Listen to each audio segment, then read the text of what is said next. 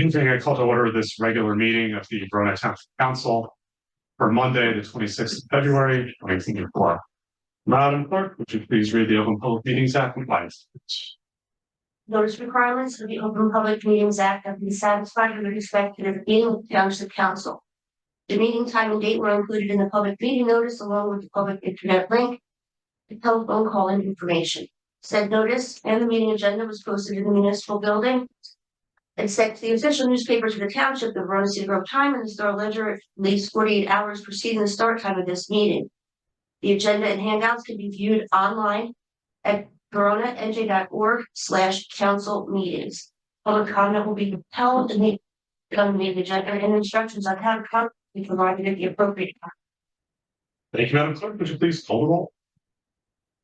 Councilwoman Holland? Here. Councilwoman McGrath? Here. Councilman Roman? Here. Deputy Mayor McAvoy? Present. Mayor Tamboro? Present. Mayor also present is Township Manager Joe Diorco, Deputy Township Manager Kevin O'Sullivan, Township Attorney Brian O'Loy, and myself, Municipal Clerk Jennifer Kieran. Thank you. Please stand when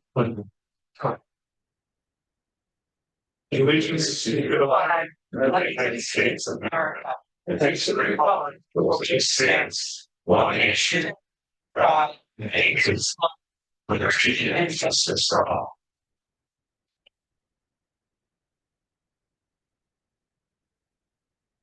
Hey, welcome everybody. First, for the mayor's report, I'm going to keep my remarks brief as I've asked my colleagues to do tonight because we have an action-packed agenda with the budget hearings.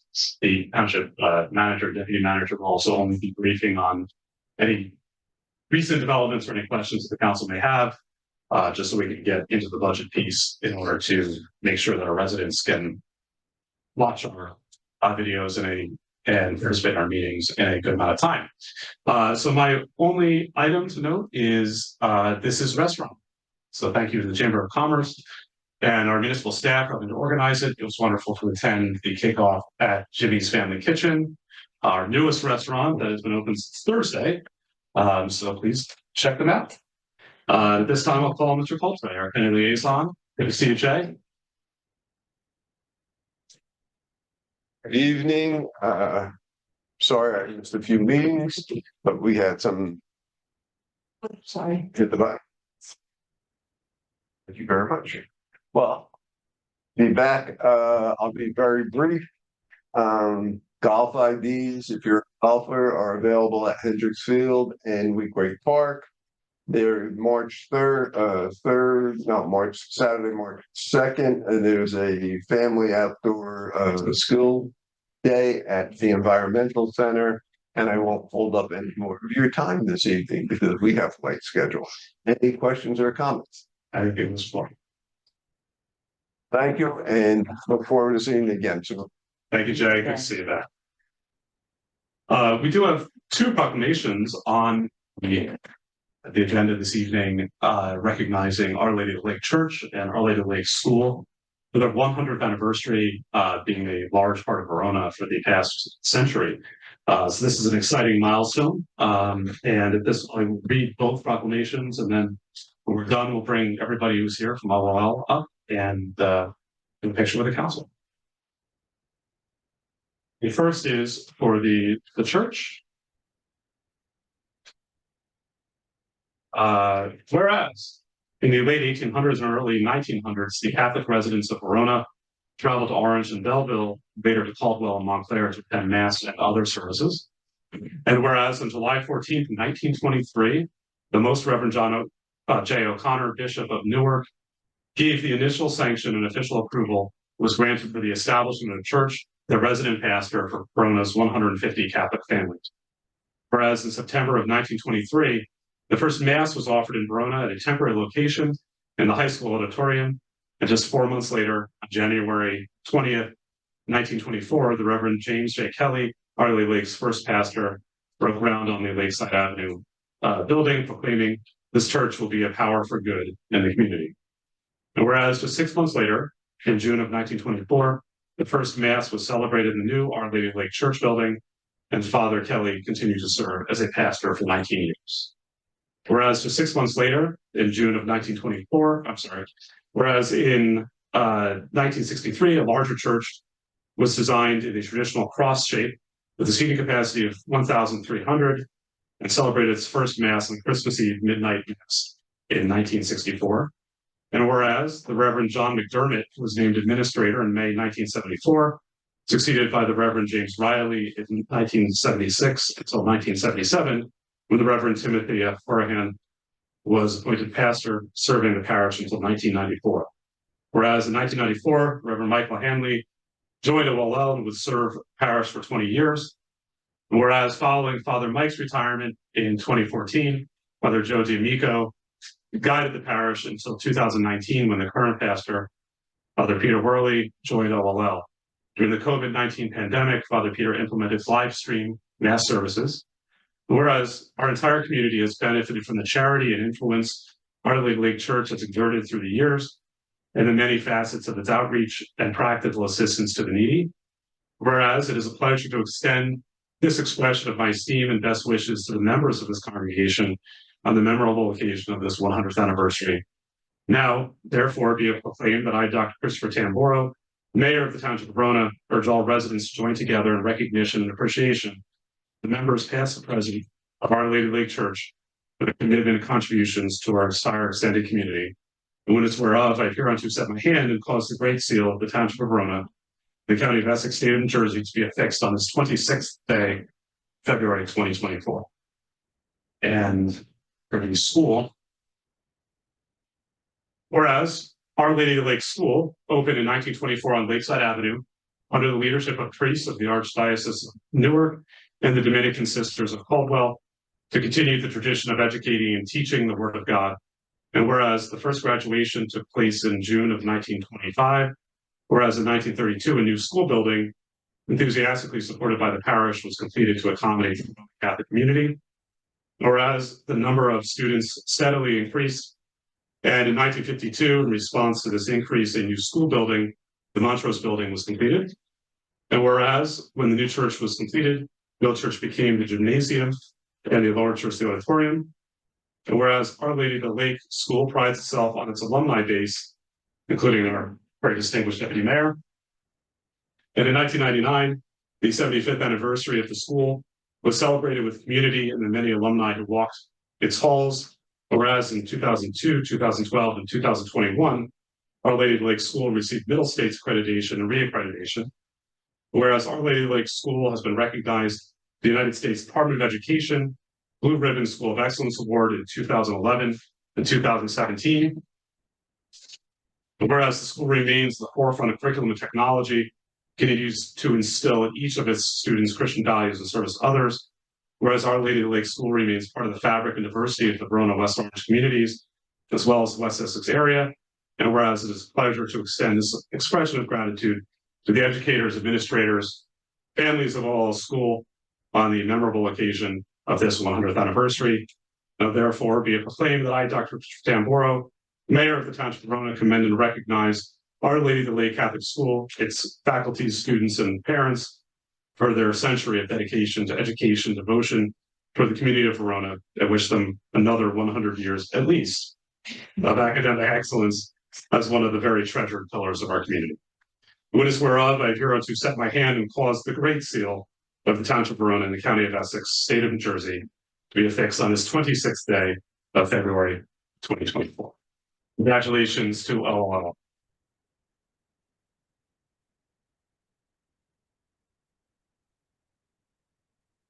The school representatives would like to come up. We can all the populations here.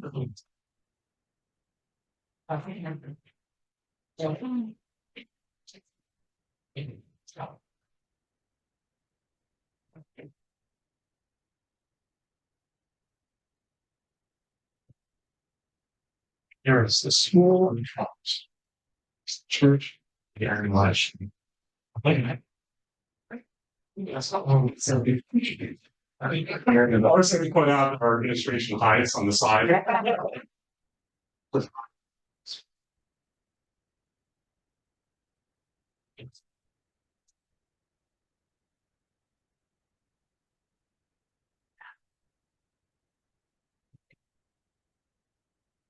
Okay, any OL members, come on, we'll Yeah. bring everybody in, come on up, come on up, don't be shy. Even if you're not here, Earl, you know, if you're here for another department, come on up. Go in. I don't know, I just studied the crap. Jinx. Let's go. I'm usually here alone, so I don't like it. It's not. Shut. Come on in. Yeah. Chip. Come on, get on there. Come follow. It's on. You going first? All right, Come on, squeeze and act like you know each other. good. Keep smiling. Keep smiling. I'm just gonna keep clicking. Take a picture, take a picture. Take another one, Jen. I can't, because then this thing's in the way. Yeah, that thing is, Alright, You're so. sorry, thank you. Thank you. I'll be on it. Yeah, shake the ball. They try. See you. Thank you so much. Yeah. Thank you so much. Appreciate it. I need to get, when I do, I will. When I do, I will.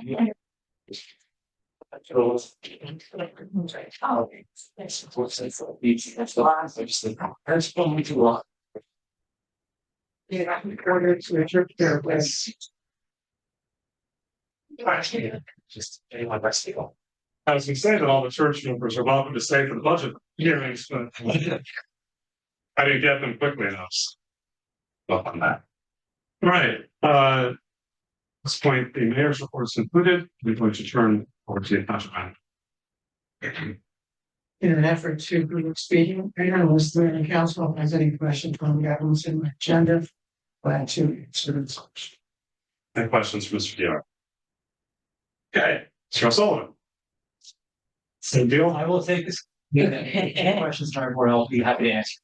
Thank you. Just so the public is aware, they're providing with detailed reports that to view, and we'll provide additional updates the next meeting. Okay, we're going to move on into the budget presentations. Madam Chief Financial Officer. Hello. Okay. Are you gonna want to So- do this question, okay? Yes. Have that up.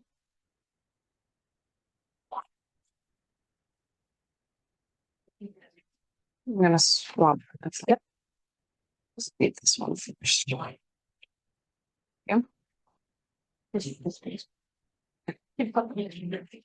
that there? Okay. Let's see if that works.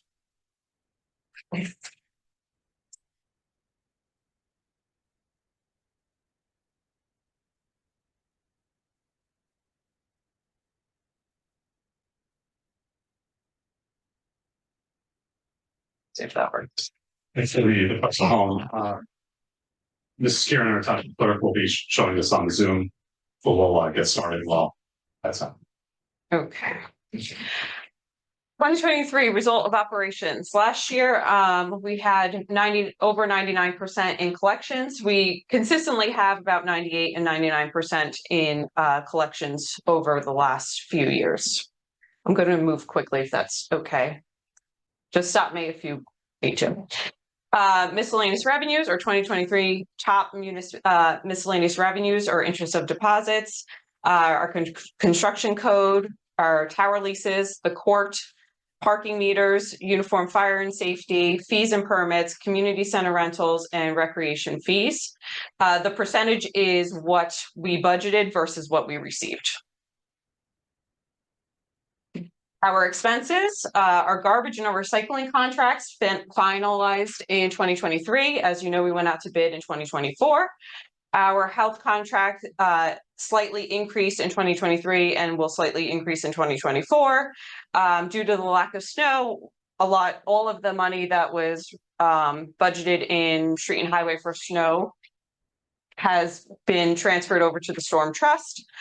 And again, my department heads always do an excellent job. I try to whip them into shape. They will attest to that, yes. In their budgets. Excuse me. Go ahead. I have a Want me to go question. back? Yes. So how do you define the health contract slightly increasing? What? I'd have to pull out the contract, I can do that for you Okay. when we're at the health portion. Oh, okay, perfect. Okay, Thank you. memorize all of them. Our 2024 proposed municipal budget summary is here, which is similar in comparison to what you have in your budget booklets. But this is more for the public to see. You want me to go back? I have just a quick question. So what is the rationale to keep fund balance the same?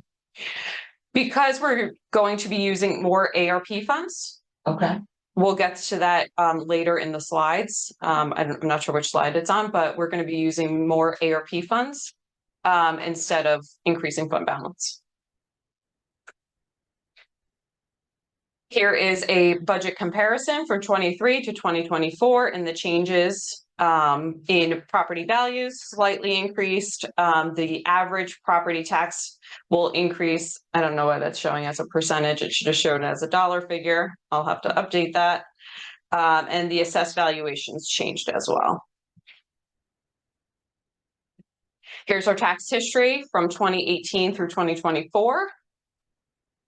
Where you can see all of the percentage increases from each year.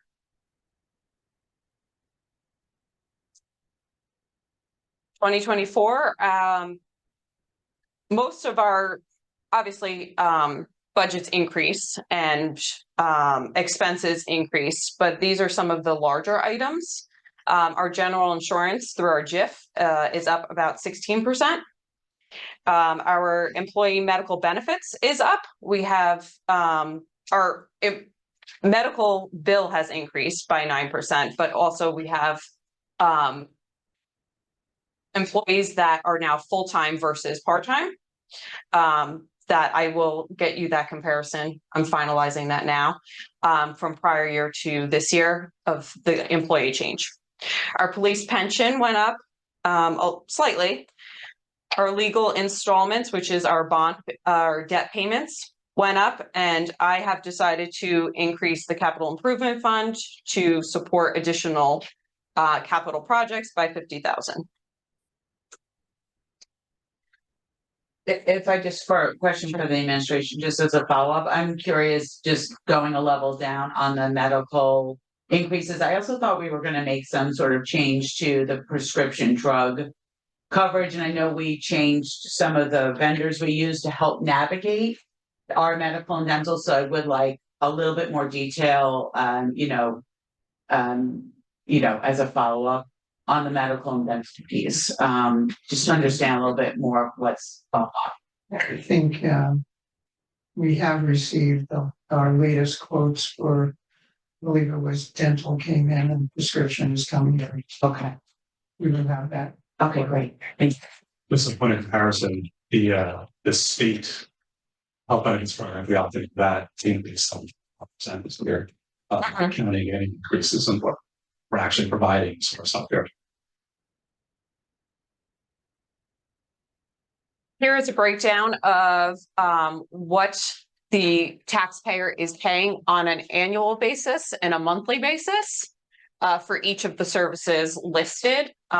Public safety, capital projects, public works, utilities, administration, communications, library, and some other miscellaneous services fall under this. Any questions? Question last year, when you break down the public utility and recycling, Mhm. we separately bill for our water and sewer. That's not what you're incorporating there. Water and sewer is not incorporated What in is the here. public utilities? Is that our electric bill? That's our electric bills, yes. Maybe we could be a little bit more clear on that. Okay.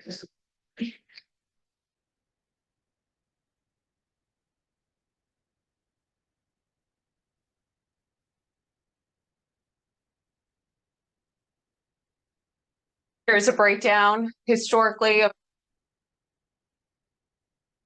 municipal and library, Essex County, and Verona Public Schools. Schools are about 50. Municipal and libraries about 33%, and Essex County is about such. American Rescue Plan funds. We were given $1.4 million, split between two payments of over $700,000 each. In 2022, we spent 396,000 in our current fund was 336, and our pool fund was 60,000, leaving a balance of a little over $1 million. In 2023, we used $100,000 to supplement the pool utility. And in 2024, we are planning on using all of the remaining balance of $905,000. We're proposing $200,000 will go to our pool, and $705,000 and change will go to our current fund. So looking forward a year after that, are we gonna have to basically make up, spend $100,000 in following year? Mhm. These are not one-time items, these are that's essential. Correct. Yes. So can you just provide the detail, because I know that the funds were very precise on what they could be spent for, so in the current fund, how are they being spent? So we're using it as revenue loss. Okay. So that will supplement our revenue side, which will offset our appropriation side of things, instead of increasing fund balance. Okay, so we're not gonna go down the route of like a infrastructure project or? Not currently, no. Okay, Open Space Trust Fund was originally established in 2019. Last year, there was a referendum that increased it from 0.02 cents to 3 cents per 100 assessed valuation. This year, we're anticipating, because of that increase, having $720,000 in, I'm sorry, $720,280 come in this year. The average residential tax payment, a little over $130. And the tax increase, we did this obviously because the fund was pretty much exhausted. How much buffer do we have in fund at this point versus? So we will be spending on our debt payments, almost $770,000. Still, We're still under currently. Yes, with a reserve from last year. so we're not collecting enough? We will be collecting enough. We are currently not collecting enough this year for it, but we have reserved money. So it will be enough In the future. in the future, yes.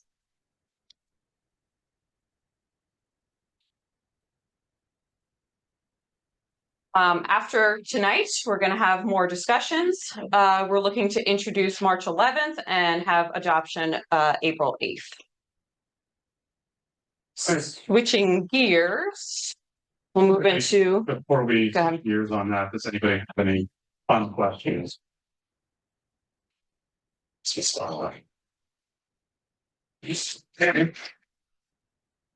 Up first. I'm going to be talking a long time. So we're going to skip tabs 1, 2, and 3. Unless you want to go over some specifics in revenue. I think some summary of the revenue would be good. Yep. Any highlights? Because Well, I mean, overall, all of our revenue came in higher than what we anticipated in 2023, which is fantastic. Good. So, I mean, that's the best summary that I could give you for that. If you have questions specifically on a specific one, I can give you more detail, but or you can email me and we can discuss privately.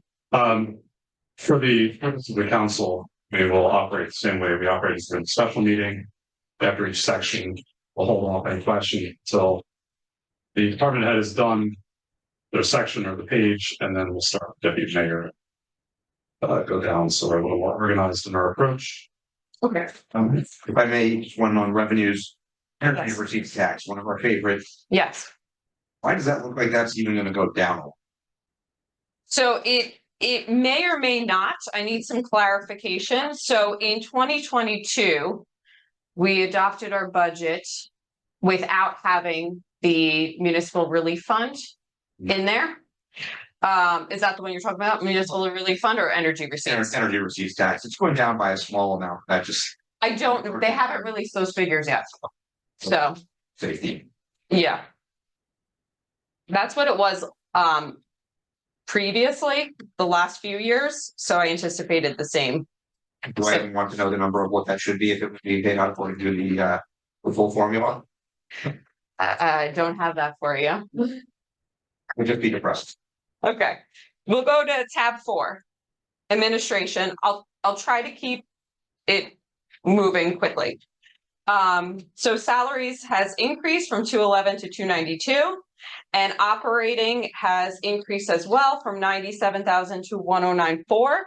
I will tell you that some changes happen in the administration. In the administration tab, we moved postage out to finance. And we moved some IT stuff for public information officer into this budget and created some new budget lines, which is why you see a lot of zeros at the bottom and nothing for postage in 2024.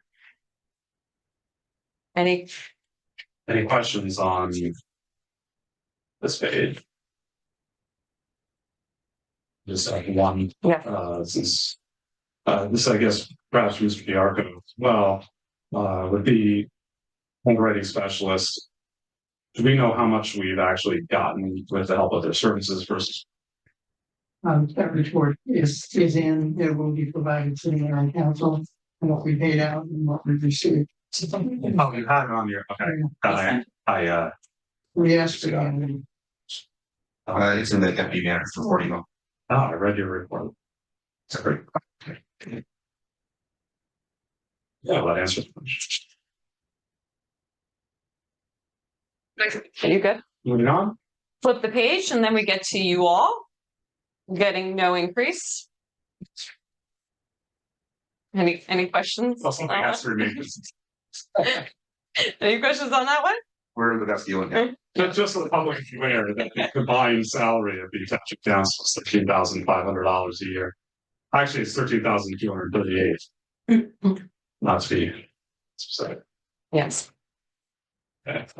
The next tab is administration and economic development, increased slightly by $400.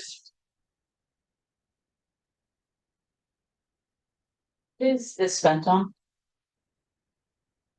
Can tell you in a second. I see sustainables in here. That's what their budget is. Sustainable Verona. Oh, contracts and services in the community.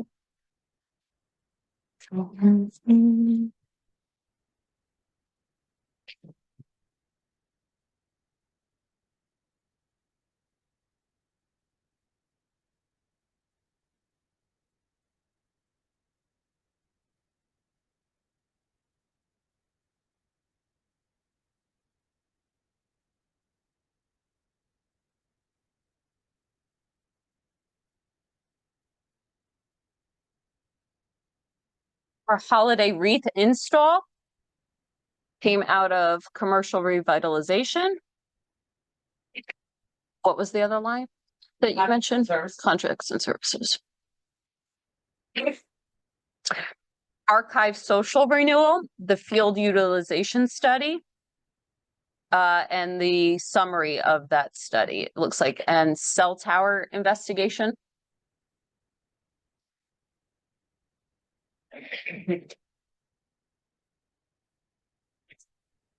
Thank you. No problem. We'll move to tab 5 for the clerk.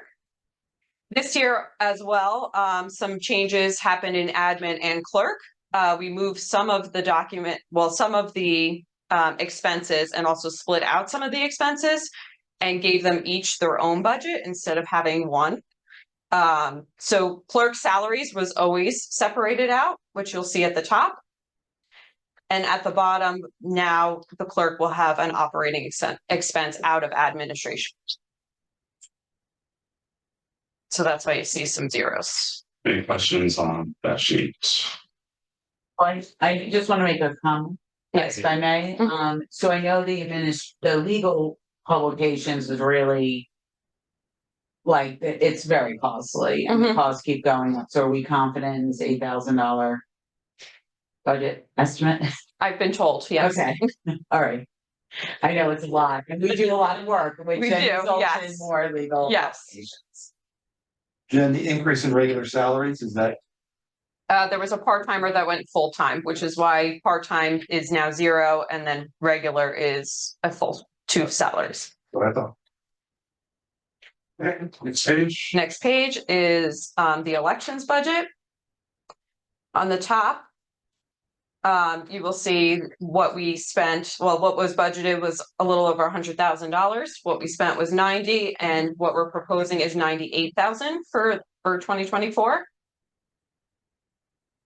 On the bottom, financial administration is our audit. We budgeted 65,000. We've spent so far 41,000, and we budgeted again 65,000. Just want to go with order. Deputy Mayor. I'm good. Thank you. Councilman. Just modification of ordinance, I seem to remember this as being something that is almost always a 0 in actuals. Is this general code or what? This, I always see this line and it rarely ever seems to get used. So it's usually pulled out of different tabs in administration. It's not usually used specifically for codification, which it could be. Right, I mean, and If it's, it's yeah. under elections, which seems like it would have, you know, Well, we pulled it, there's been a lot of moving parts this year. right. So we pulled it out of administration and now put it in elections. We could move it back, we can move it to clerk. It just kind of keeps bouncing around all over the place. In developing a clerk's budget. We move those things that were essential to the clerk's inputs should be an independent budget. Right. So those items that the clerk had wanted to work on, the codification. Right. It's in one place where it can be found. You're also deliberating over the local elections, whether you're considering moving that or not to November. That discussion is still on your table. Hopefully before we adopt the budget, there will be some decisions made. And where you want to go with that. We don't have to make a decision for the 24 budget. There is no. But you have to do it this year, I believe, so you can cover it. But it's not part of the budget process. So this $55,000 in here is actually. Should have it in there. So, Do you want to come up? it could be a special election, like I don't see election it's in there, just- just look at it. So. There's one that wouldn't have any impact Expenses. on the discussion of whether we move the council elections to November doesn't really impact this budget cycle at all. So we don't actually have to figure that out for this budget cycle. This money is put in here for the purposes of holding this placeholder for a special election. A referendum or something like that. That's what that's in for. Councilman McGrath, do you have any questions? Yes, so on that, our understanding was the local election in last May cost $45,000. How did we get to $82,000 for our local election? Is that what it cost? Do you want to come up? Okay. So there were a lot of seen expenses. And then added up to that amount, currently working with the county, but I did have. So we spent on the May election $82,000. I'm not like, you know, the county of Essex, if that's what it ended up costing, I just want to know the information. So at that point, that's where we're at on that May election. Okay. And just for the public's edification, if we move the election to November, it costs. Would we still have some costs if we moved it, or it would be part of normal election costs of $8,000? Your budget's $8,000 for the November election. I'm sorry, $18,000. Because we've actually paid more in the primary election, but the general election would be. Cost free unless we were to have. A referendum, but that was unforeseen and just overtime for staff. You know. Holland, any question? No, just the comment that it is stunning to see the $82,000 spent on the local election, as compared to the cost of the general election. That being said, I'm glad to see that we had a part-time employee go full-time. I think that's appropriate. And I definitely think that we need to talk about the continuing costs of of the May local elections. Councilman Roman? Go into a little bit greater depth on, the overages, how. Like, just a little color on how we had a VK overage for. 25K overage.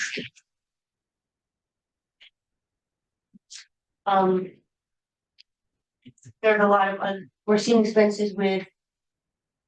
That I wasn't aware of, with the staff overtime for the county. In preparing for the next election. And the expenses that go along with that. And their seasonal help. Food. Publications that they did. And rentals. And to get everything, like the materials back that night, you pay for it. I've always been kind of curious. This is, I may be wrong about this, but we have 11 districts here and some of them all poll at the same physical location. But when I go into a polling place, it looks like each district is staffed separate, or they're staffing proportional to the number of districts. I'm kind of curious for these elections, which are, relatively not busy.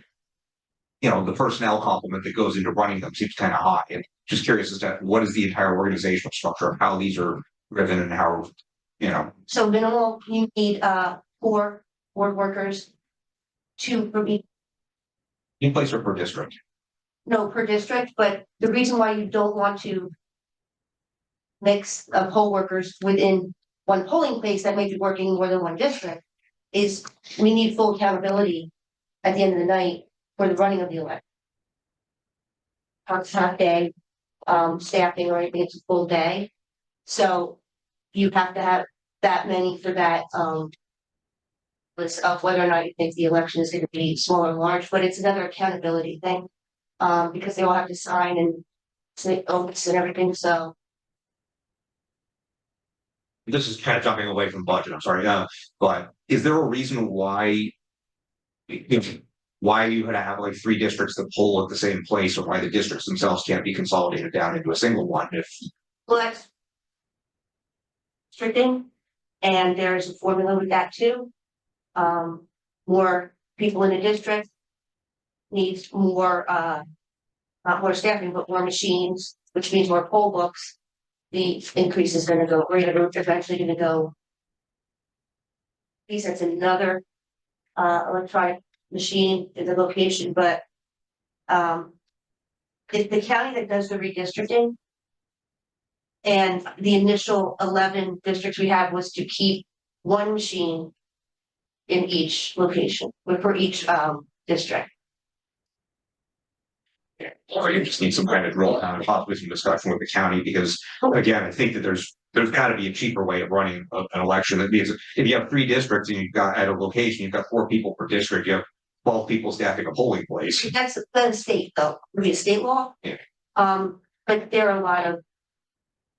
We can have a long discussion about people that, We'll have a sidebar discussion about this. I think it's Yeah, I think if we could have, it's not obviously emergent, but if we could have maybe a state on exactly what the cost breakdown was, what was staff, what was personnel, what.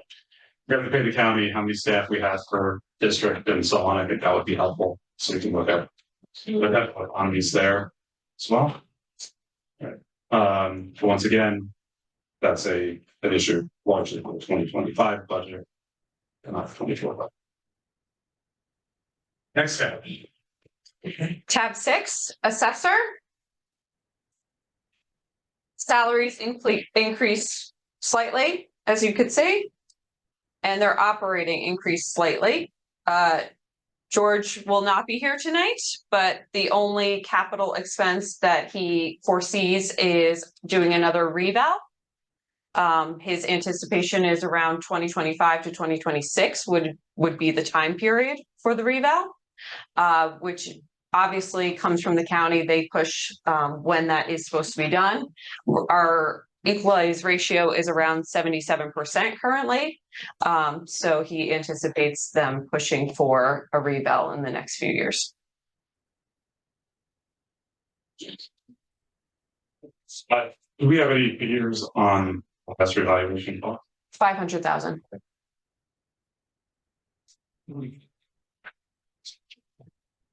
Okay. Moving to tab 7, Finance. Salaries again increased slightly from 271 to 286. Our operating changed from last year to this year because now we have postage in it. Otherwise, our operation would have basically remained flat. At the bottom, our tax sale costs and liquidation and foreclosure of properties has remained the same. It's $3,000 at the bottom. I've adjusted tax sale costs. We do an online tax sale. We pay $15 per property that goes to tax sale about a month out from the tax sale. We usually have 15 to 20 properties at that point in time, so I reduced it from 1,000 to 500. I'm sorry. Sure. Thank you. What is the staffing like in your department?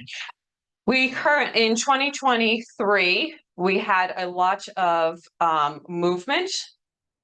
We had one retirement, and we had 2 people that left Verona and got new jobs in other places of business. So we hired somebody who was in our office full-time, who currently is doing our water billing. And then we hired another full-time person to do payroll. So there are 5, including myself, full-time.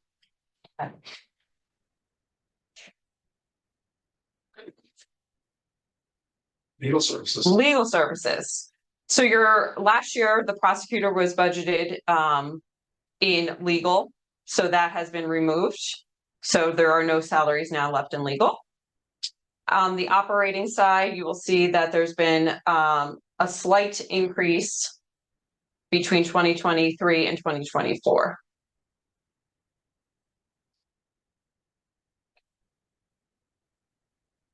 That's just that appraisal line is the only thing we're seeing where we had nothing budgeted, 7,000. Did that come from some other line or?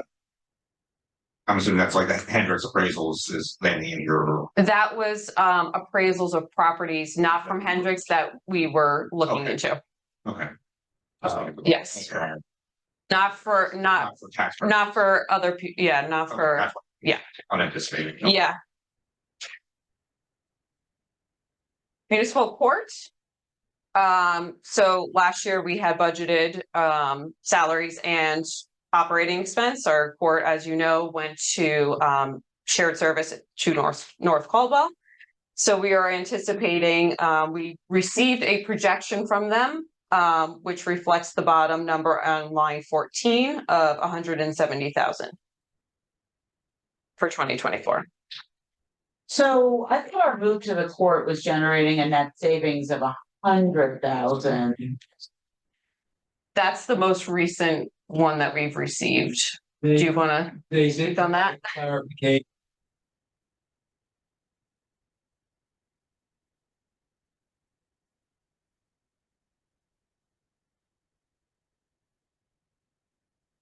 The previous number was around 130 from my recollection from December.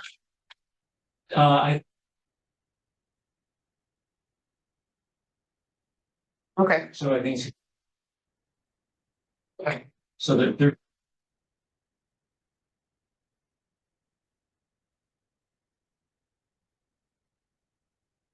Which ours is about 56% of their operating.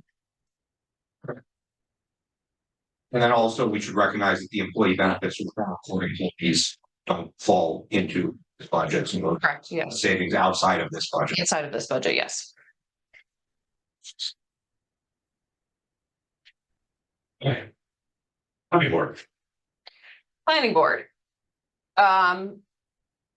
As you may or may not know, our planning board and zoning board secretary from last year has left Verona.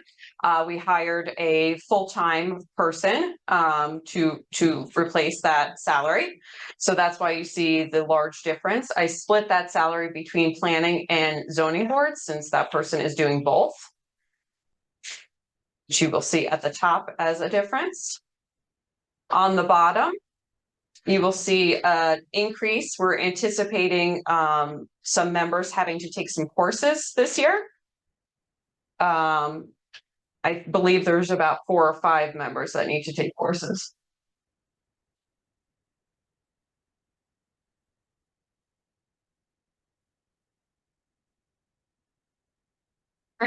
Communication, or, Nope, zoning board. I'm sorry, quick question, going back. Yes. Why the anticipated board attorney fees? You got an increase. The board attorneys last year, their fiscal year is July 1st through June 30th. Okay. They got an increase for the second half of their term. Believe they didn't have an increase for quite a while. They did not, yes. Zoning board. Zoning officer, as you may remember, last year the zoning officer was budgeted in water. So that is an expense pulled back out of water. See, I'm listening. I'm listening to you guys. But out of water and put into the current budget. So that's why zoning officer is there. And like, as you can see, it's a difference. The secretary, again, is split between planning board and zoning board, which is why you see a difference there. Their operating expenses stayed flat.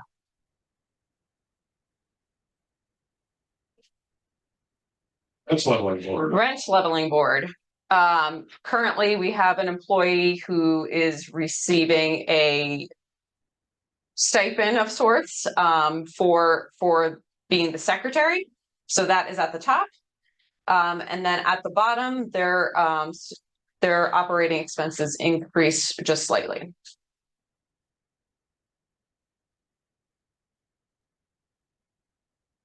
Communications, okay. Salaries increase slightly. You have a full-timer and a part-timer there. And on the bottom, as I explained in administration, some of the items were pulled out of this budget and moved into administration, like VTV, and some of the other new public information officer line items. Next question, I actually have that up here, like pre-IO officer, why wouldn't that be in the salaries here? That is in administration currently. Okay. And then one other question real quick, are VTV services at 0, or we no longer? We moved it to administration, so it's budgeted for 25,000 in administration now. Thank you. Thank you. Yeah, council. And the communications budget is essentially misnamed. This is basically IT. Yes. That was gonna be my. Yes. Yeah. Yes. We can Maybe update we it. can relabel that. We can do that, yes. Before that all fell under director of administration, who did communications, all that. Changing that. Now we've all changed. So. Yes, yes. But Okay, tab 13, fire. They only have a operating budget. On the bottom, you will see that it was last year 147,950. I've increased it to 157 based on what I was told from the fire department on their needs. I am still waiting. Last year, the state of New Jersey released a cap for how much you can contribute to a volunteer fire department. I'm still waiting on that number. So this number may change depending on what they say comes out in the cap. I think that cap, Did it? I think Was it right. released? I don't think that applies if they're municipal departments. I think that only applies if they're a non-affiliated volunteer fire department. So like Okay. some volunteer fire departments have their own corporations and have a contract with the town to provide services. In this case, municipal department, I don't think that cap applies, but. Okay. I believe you're correct, I'll check into that to make sure. Okay, thank you. Just to also clarify for the public, the number was actually higher in 2022. Their budget actually went down last year and now it's basically being restored to what it originally was. Just positive. Yes, they do have capital requests if you would like to hear from them. Chief Vasco, welcome. Good evening. Can you just give us 1 minute to pull up our capital list?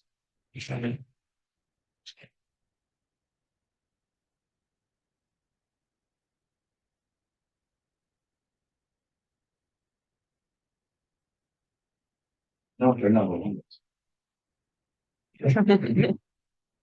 Do you guys want like buildings? Yeah, Place. that's on you guys. Chief, the closest. So there were three capital needs of the fire department currently that we're looking at. And we haven't had any real capital investments for the last several years. We've just been going on our budget. And that's, part because of COVID and other needs of the town. But now we're in a need. We're requesting money for hose. We do our yearly hose testing. Our yearly hose testing will pull out any hose that fails.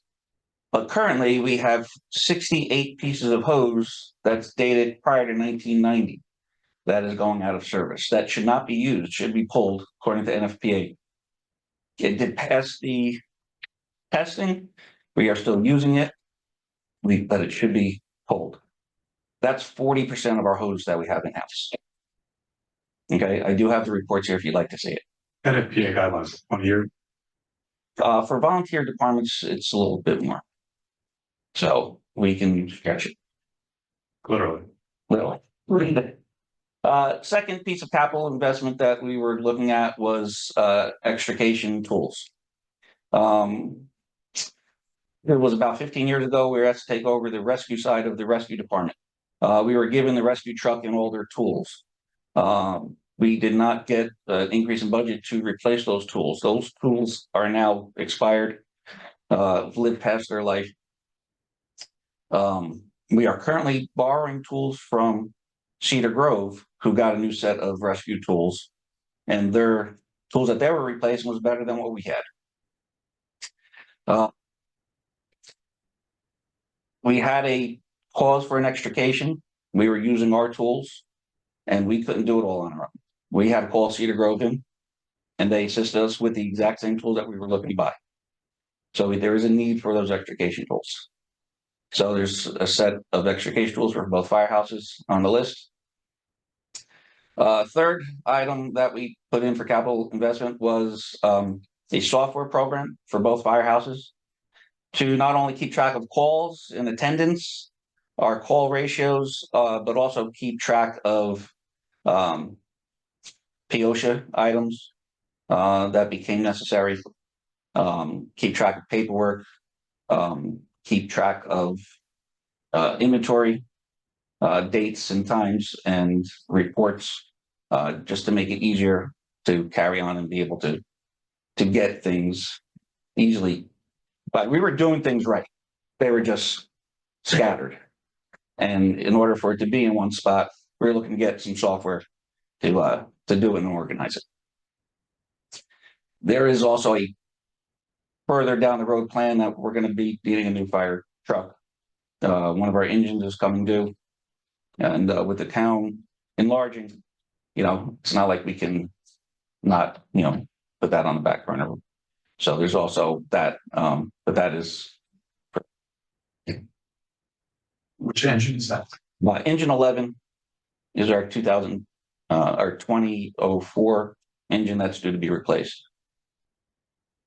The last one we bought was Our last engine that we replaced was our 99 engine, and that was 4 years ago.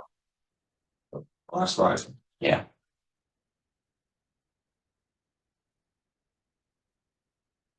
Any questions? One question on the application tool piece. Yes. You said there was a set for each. Yes, Town. we currently we could run extrication from both houses.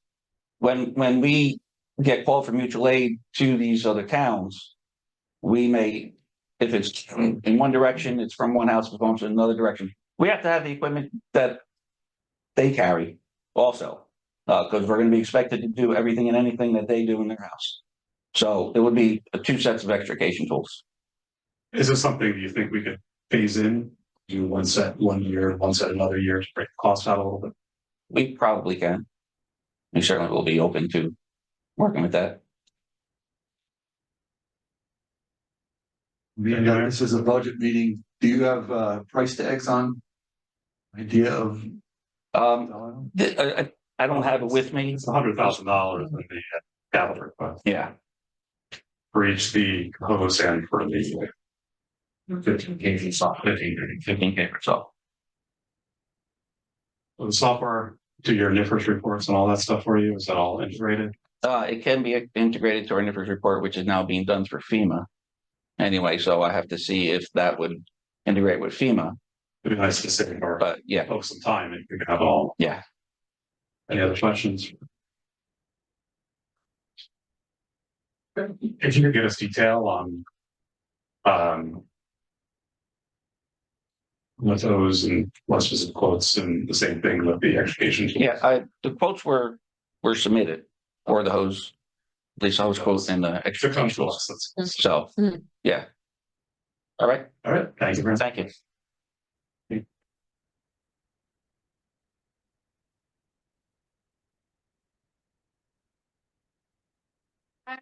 We did tab 13 and 14 last time around. We did 15 last time around. Tab 16, construction code.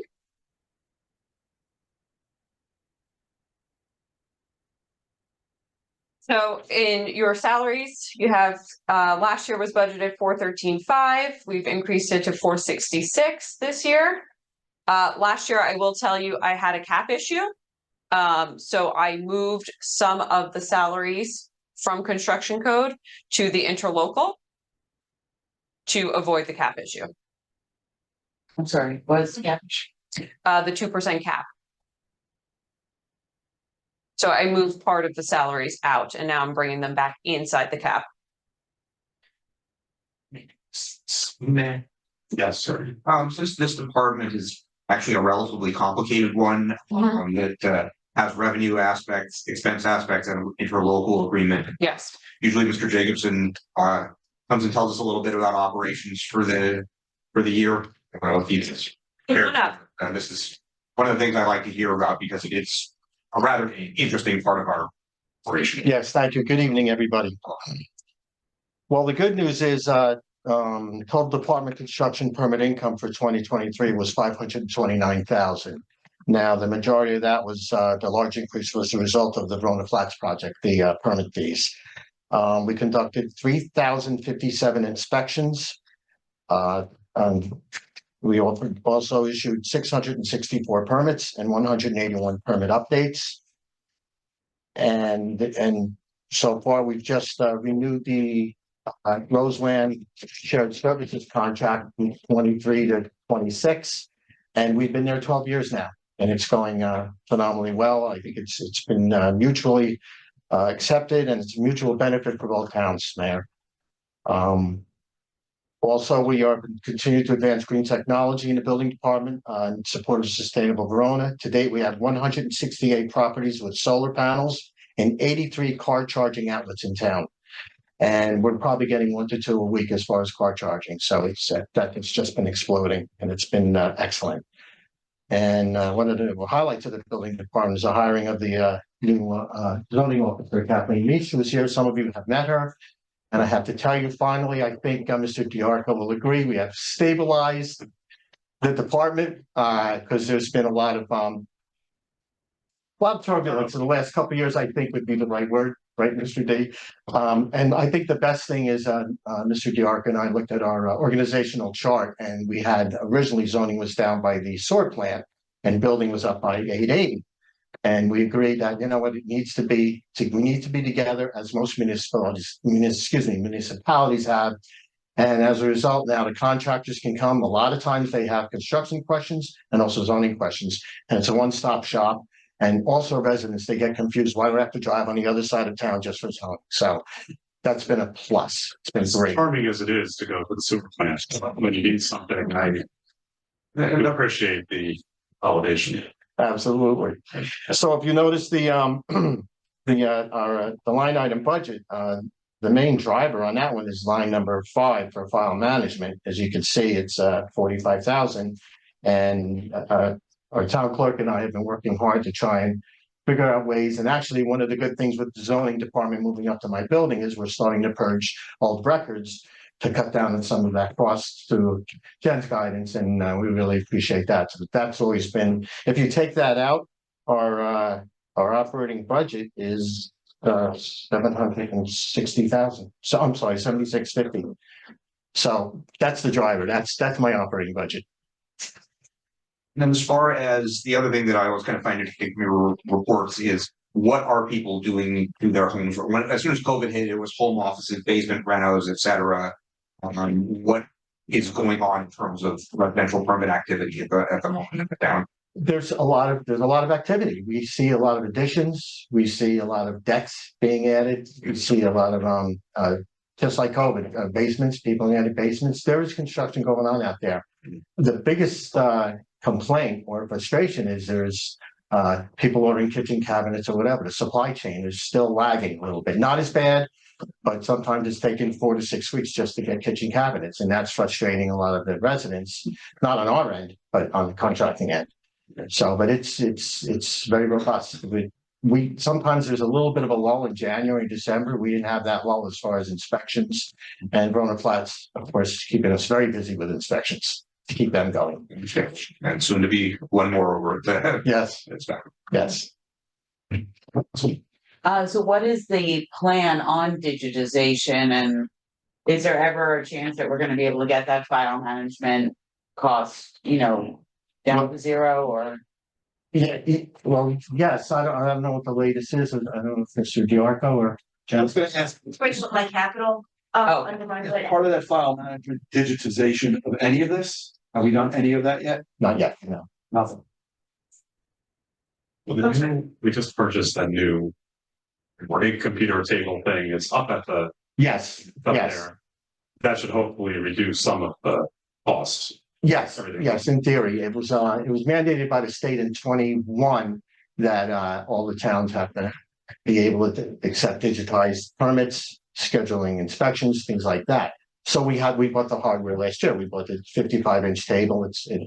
And we're using it now for big plans that call up. However, there's still a glitch with the state. Of course, they issue a mandate, but then there's some issues with the permits as far as electronic seals with plumbing and electricians. So they're still working that out. So we can't totally implement that, but we're still using the table now for big things to call up the plans on that. So there's less paper with that already. So we're slowly getting in gear, but we still need some more guidance from the state. Mayor, if I may, Mr. Young. one of the items that has risen to the top of my desk is the council's request for the past couple of years about digitizing records. That is on the radar for 2020. And I'll be working with the staff to get that moving. I know you keep putting funds in the budget, and that is on the top of the list. With the absolute blizzard in Oprah activity, I think that. Yeah, I was just going to say that. We have about 5 Oprah requests a week, and sometimes it's voluminous especially with vendors. They want like a window company, and they want all the permits, construction permits for that year. And I know the state is trying to help regulate that and cut it down, but it takes time in our department to fill all these over requests. I would say this is something that honestly, we've been talking about getting legacy paper records digitized for the better part of a decade. Yeah. Was it want to at least, because it's been 2 years, get another estimate, but when we did the buildings and the building department. Yeah. And just the minute book for the clerks, because that would be the first thing I would watch. Yeah. It's 700,000. Yeah. I mean, I would think going back and doing the prior historic ones, obviously for open requests, that would be helpful. But I think some way we have to get on this as soon as possible and at least get something set up so that moving forward, we don't have to digitize the records for the next 6 months. Are we taking anything paper now at all, or is it all? Yes. I'm sorry. Are we taking anything that comes in now? Is it all coming in electronic and being stored? No, right now it's still all paper. Now, it's very strict as far as what records can be destroyed, and sometimes after 10 years you can. So we are going to start to develop, after 10 years, and start to date all the boxes. Now this could be just, destroyed the legal way through the state. After they're digitized. Yes. Yeah. Thank you, Mr. Jacobson. Thank you. Fire prevention.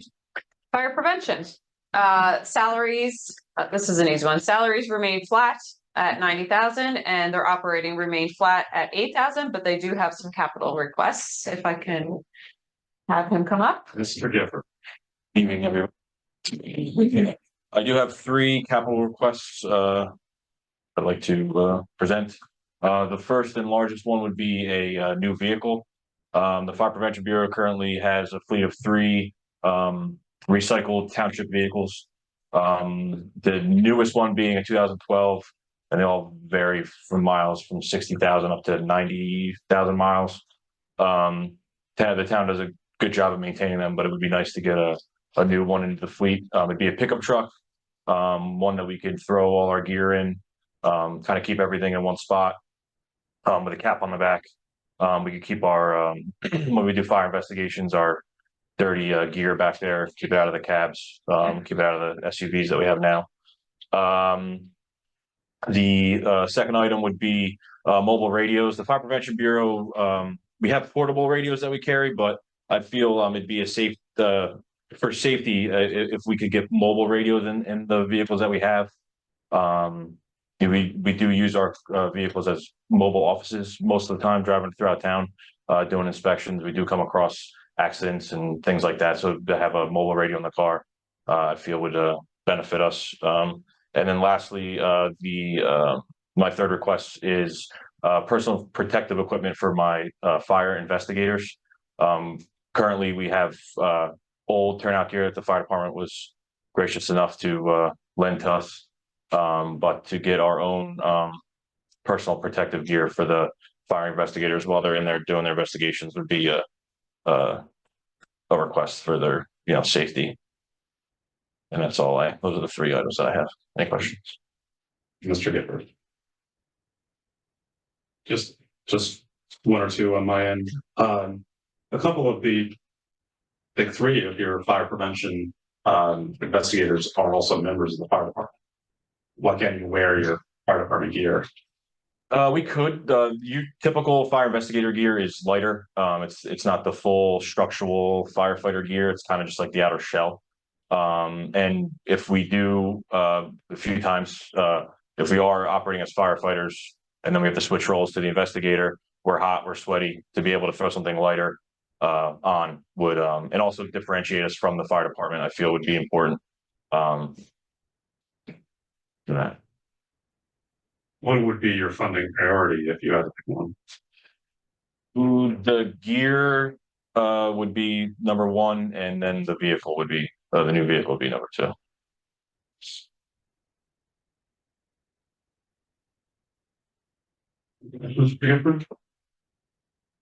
Thank you, Matt. Thank you. Good night. Sorry. Thank you. Thanks, Jim. Moving along in tab 17, we did not go over engineered when Chuck was here last time. It's the last page in there. Tab 17, it starts with street and highway. We just happened to miss engineer right now. Salaries was last year we budgeted 31,000 for a part-timer. This year we have removed that, so salaries is down to 0. The operating expense was 29,200 and is now projected at 27,000.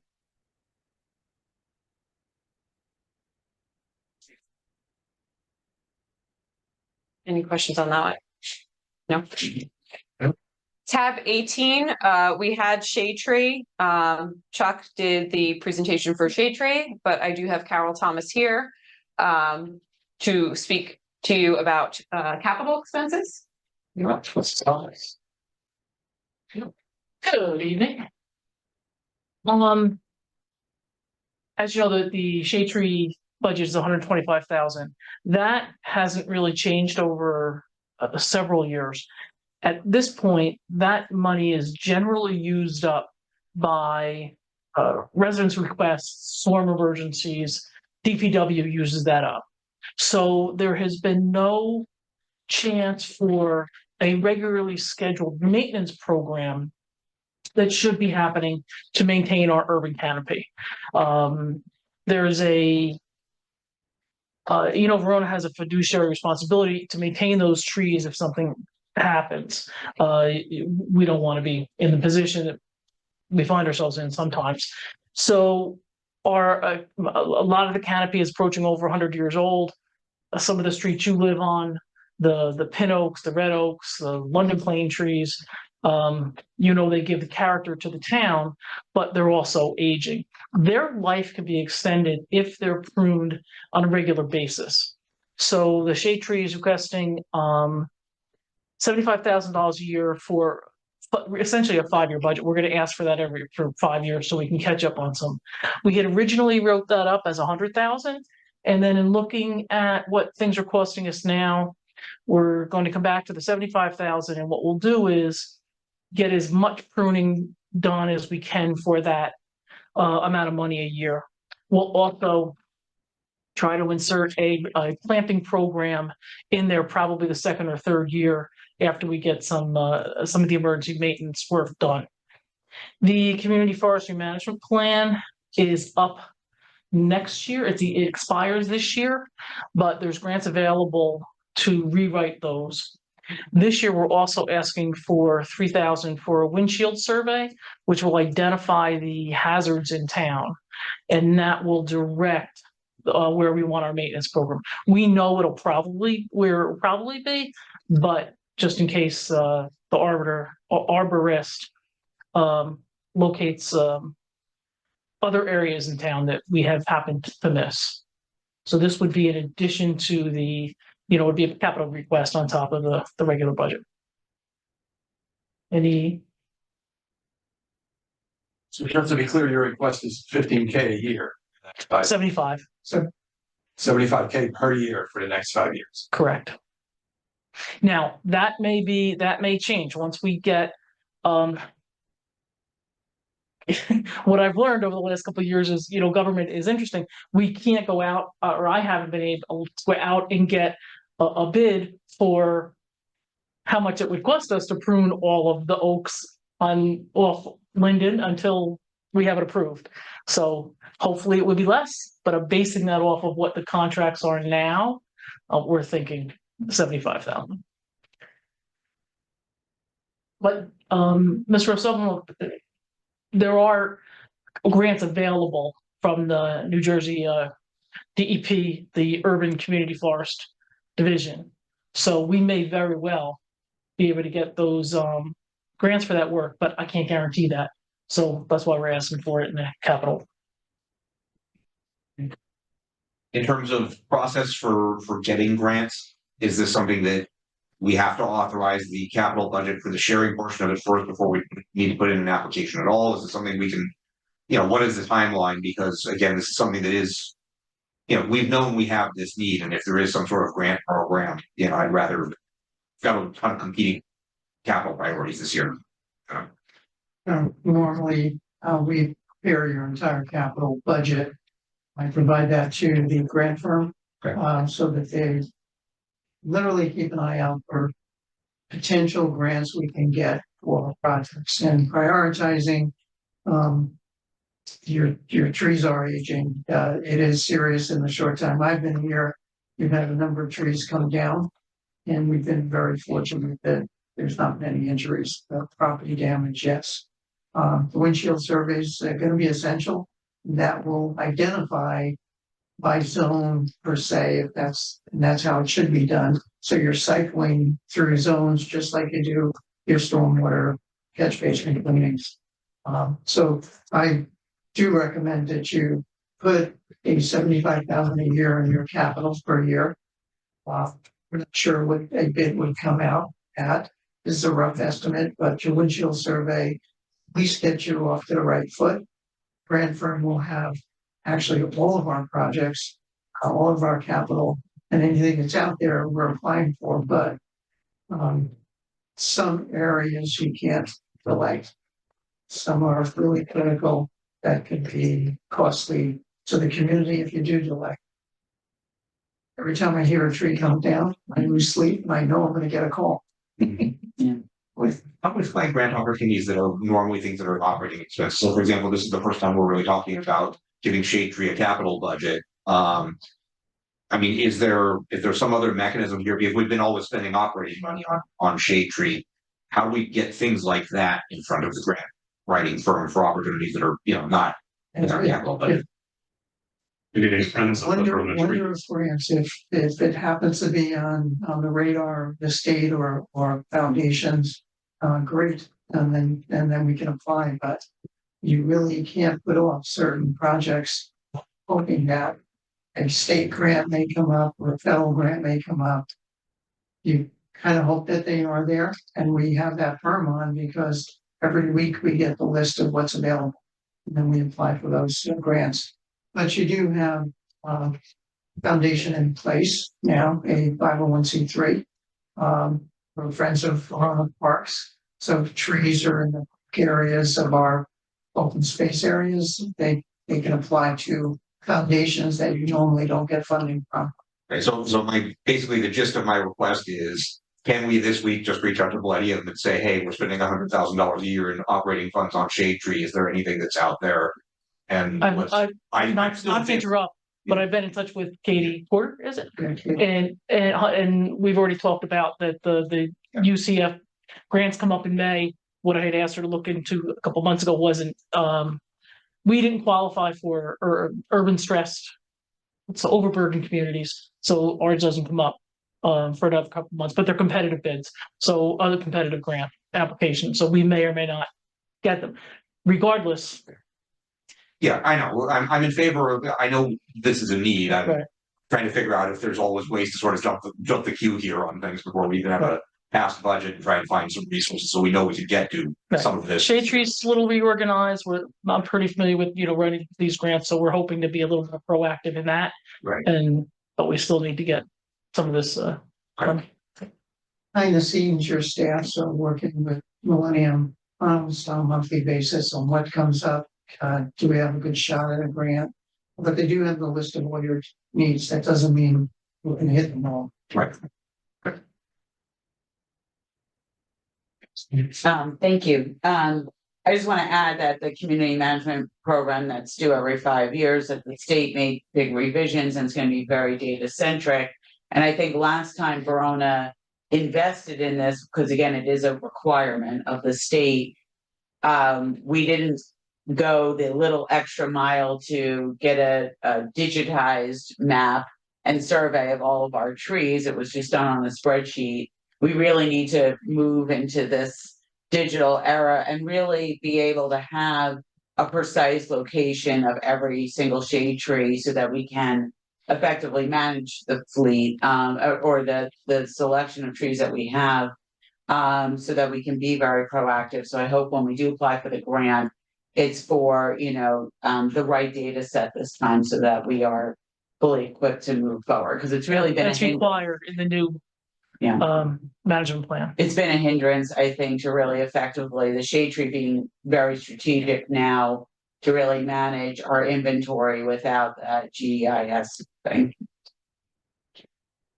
We start like 4 or 5 years ago when Steve was here, I think we had the GIS. We have For back, yes, I think 19, we have an inventory. 2019, we had an inventory. Yes. There are some GPS locations. I've been in touch with Mr. Wallowitz and where are the other GPS locations? There was a snafu at the time on the machinery. So they didn't put it. I asked him to look back at his records. He said, to see if he had more data than what he has. He didn't.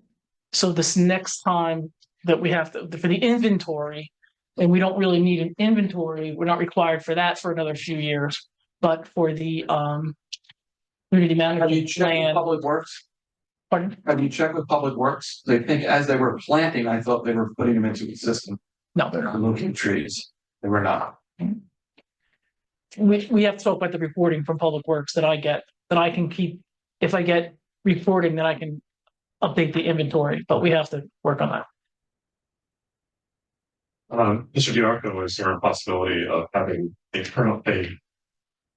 Friends of the Verona Trees Foundation that we can do this? You can literally put 501c3s together for multiple categories. It's an independent community resource. It's not the council, just like we did with Friends of Verona Parks. I think it would be worthwhile in opening up some funding as well. I'm sure Mrs. Thomas would like to be president of that. Told me. Yeah, because I have all this I'm in my retirement.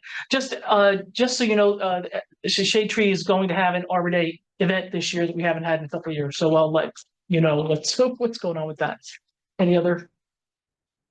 Thank you. Mr. Starr, the rescue squad president, had his hand up before. I don't think he has a tab. He doesn't have a tab. He's in, I can't remember, but it's tab 4. He's on Zoom. Is he currently on Zoom? Yeah, okay. It's Kieran, I think it's Ricky's iPhone. His phone. Oh, Mr. Sullivan, I think it's Ricky's phone. we'll pull him up. It's okay. Let me find it. It's Ricky's phone. tab 3. Number 24 in tab 3. So it's a couple of pages in.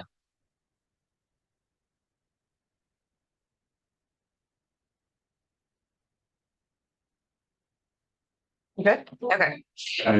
Mr. Tempesta, you should have talking permission. Yeah, sorry, I was just finishing my thought in my class. Tab 3, number 24. At this portion of the meeting, I'll be turning the meeting over to the deputy mayor.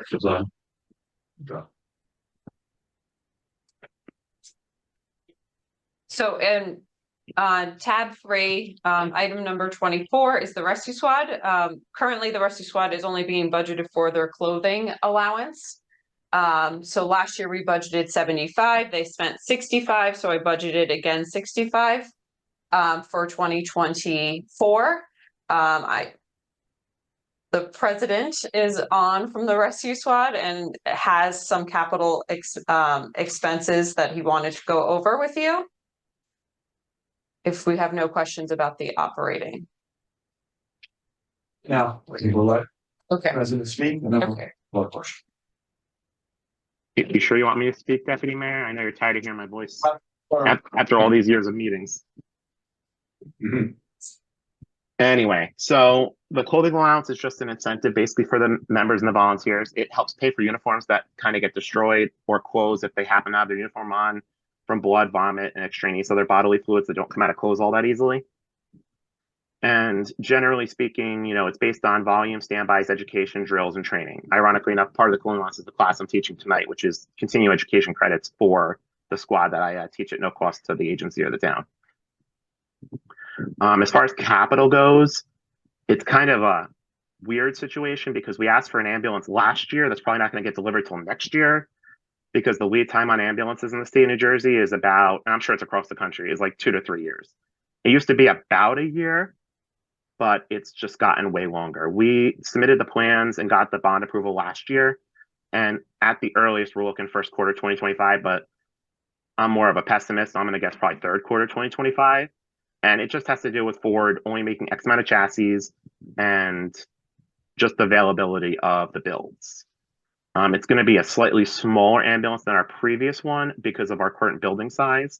We really only can have one pickup truck front ambulance currently because as I brought up the last meeting with the new building, we just can't fit, you know, certain size ambulances in certain bays because our garage is over 40 years old at this point, and it was designed for a much smaller sized ambulance.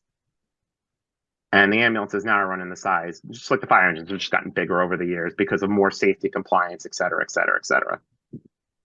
The other capital expense I was remiss in sending to Jen because I thought it was already approved was our special operations vehicle that's sitting at the town garage. I brought it up a couple years ago. It was first on Cavallo, and we thought we were going to get done then. And then it moved to Steve Neal and Mr. Diarco, and now it's Mr. O'Sullivan and Mr. Diarco. Basically, the SOV is important because it comes with over $100,000 in equipment that we use regularly. And it's kind of something we didn't emphasize, I guess, enough in the past, which is why it's kind of got the can's been kicked down the road by, you know, a couple of town managers at this point. But the truck is very important because it's a command center. It's HVAC capable. So considering I almost, you know, passed out from heat stroke at the Claridge fire, having somewhere that's air conditioned and heat controlled is beneficial to the command staff that are trying to make, you know, life or death decisions for 12 hours straight. But also, and what I want to really highlight is the $100,000 in equipment that was given to us for free that we use at standbys, fires, mass casualties that will be on our onus to buy ourselves or be future capital requests of the township that was provided to us at no cost by the state of New Jersey EMS task force. And it's stuff we just use regularly: tents, misting fans for the firefighter rehab, tarps, triage equipment, extra chairs, bench seats, a lot of MCI tabletop things that we actually used at the technical rescue at Fairview and Bloomfield. Is it last year now? So I just am advocating for probably the fourth or fifth time before the council to please. It's only $45,000 or $50,000 repair. It's probably less now because we've obtained some of the equipment for it, just so it can be repaired. Because if we don't start using the vehicle, the task force is going to reassign it to someone else, and we're going to lose hundreds of thousands of dollars of equipment that benefits the community. So I understand it's a big ask, but it's a much less of an ask than asking the council for $100,000 in equipment we currently have that we have to give to somebody else. Sorry, that was a bit long-winded, but I just wanted to really kind of lay it out. Mr. Tempesta, you laid it out very clearly. Appreciate your time.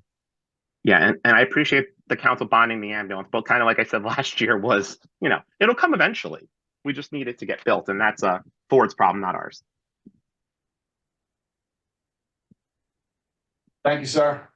Yeah, and also just a quick side note for the two people up there on the podium that have their Ford F-150 Lightnings. They don't come in ambulance style yet, but I'll let you know when that happens. I just got it. Thank you, sir. All right. Do you mind if we switch to tab 26? We'll skip the middle because I'm just going to keep on talking. Otherwise, and we'll do the library because I'd like to move them along if that's okay. Back to you. Thank you. The record, Deputy Mayor has given me the chair back. He was holding on to it for a couple minutes, but thank you, Deputy Mayor.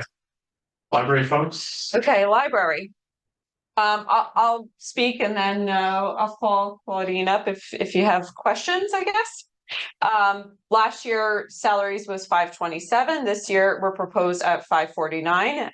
She did discuss with me that she has a part-timer that will be going full-time this year, so that's a little bit of the difference there.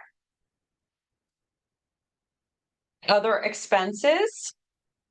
Last year was 471 504. This year is 499 530. As you can see at the bottom, the mandated minimum that we're required to give the not give the library, but to appropriate towards the library is $1,048,530, which is what the library is currently asking for. So that is what we're required to give them as a minimum.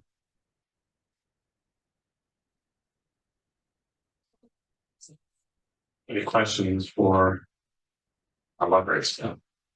Just for the public awareness, the library budget is established by law, by the state. And this is the exact amount of that? Yes. Any questions for the library staff? Okay. Thank you. It's good to see you.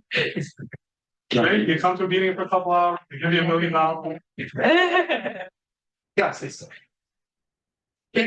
Sorry, come on up. Fine. So I hope you have, I saw Christine, you held up the annual report. I hope that you've all received that. You should have received a PDF copy of that. 2023 was just a very busy year. And so that was one of the reasons why I really wanted to, with this increase, one of our part-timers is leaving us. And so I'm going to be promoting somebody who's currently part-time to a full-time position. And they're going to be the point person at the circulation desk. And right now we don't have that. It's just kind of like puzzle pieces getting the schedule together at the circulation desk with part-timers. So this is going to, I think, really help streamline a lot of what happens at the circulation desk. So I think it's going to be great for the public. And again, this is, the 1/3 mill. It is the minimum that is required. So we're not asking for anything additional this year. We're not asking for any capital as well. It was a busy year. Circulation is up by over 4,000. Digital borrowing is up by over 26%. We added 170 additional programs with 4,500 people more in attendance. So, we're really thriving. We're doing well. And I was glad to see this bump in our minimum, but we're going to make good use of it. Okay. Questions? Minor question. It's been couple of years since we did the building, is it everything holding up okay? Is there, that's the only thing I always kind of look at these things every Right. 5 years or so. So, yeah, there are only two line items in our budget, in the operating other than, salaries and wages where you'll see a significant increase. And one of those line items is actually building maintenance and equipment. The air conditioner in the Jack Foley meeting room needs to be replaced. And so that is the reason for that bump there. But otherwise, the building itself is in good shape. We have, regular maintenance staff, anything that needs to get done, we've been able to do that with the boiler, the generator within our budget, just some minor repairs at this point. And then the other big bump you'll see in one of the line items is for PALS Plus. And that is because the library consortium that we belong to redid their funding formula, which, ended up with about a $5,000 increase for us for the year. But otherwise, yeah, the building is Thankfully, it's holding up. thorough. remodel, Yes, so yes, let's check in. exactly. Right. So, yeah, thank you, buddy. Okay, thank you, thank you. Okay, so we I did, just want to recognize Yeah. some members of the library board and the audience as well. okay. We previously did tab 19, vehicle maintenance. Oh, tab 20, interlocal. We spoke about this earlier with Tommy Jake when he was here. The contract for the interlocal increased at the bottom from 143,311 in 2023 to 147. And that's so our other interlocals, like I believe we have a street sweeping interlocal, other things like that. Where do those end up showing up? They don't reflect here, because they're smaller. I believe one of them is 3,500 per time. The other one is 4,500 per time. It's a calculation based on how many streets and the square miles of the streets. Because they're much smaller, they come in as miscellaneous revenue. Yeah, they're not budgeted for because. Is there variable expenses based on request? Yes, exactly. This has more of your salaries Right. for those. Health. Last year we budgeted 27,000 and this year I'm proposing 28,000. On the bottom, the operating was 139,950 and this year is 140,600.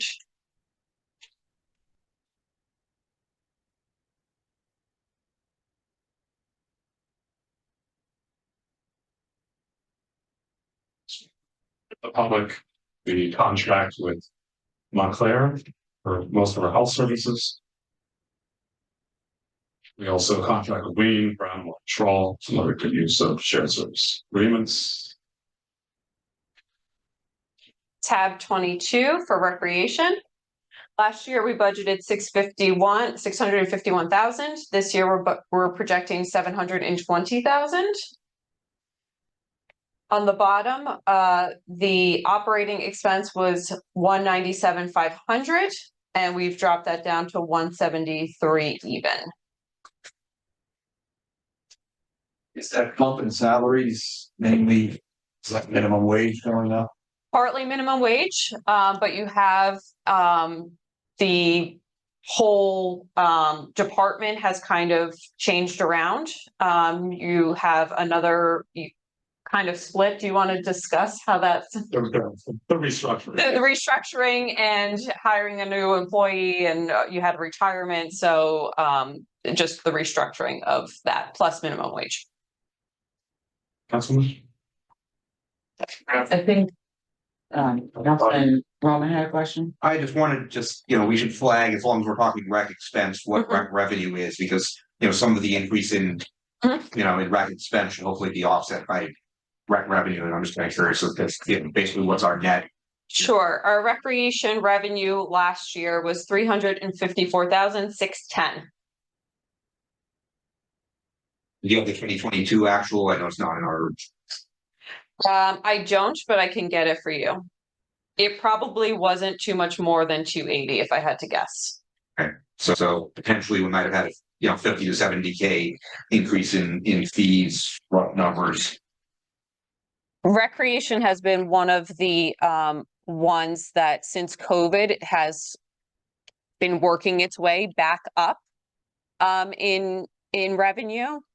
There's been years that I've done that they did, like, they fell short from where the budgeted revenue was. I can give you a number though. I mean, it's going by your estimate, it looks like there's, roughly a 50 to 70K increase in revenue, and there's roughly a $50,000 increase in expense. So we're probably doing okay here. That's pretty honorable. Let me see if I can get it up quickly though. Okay.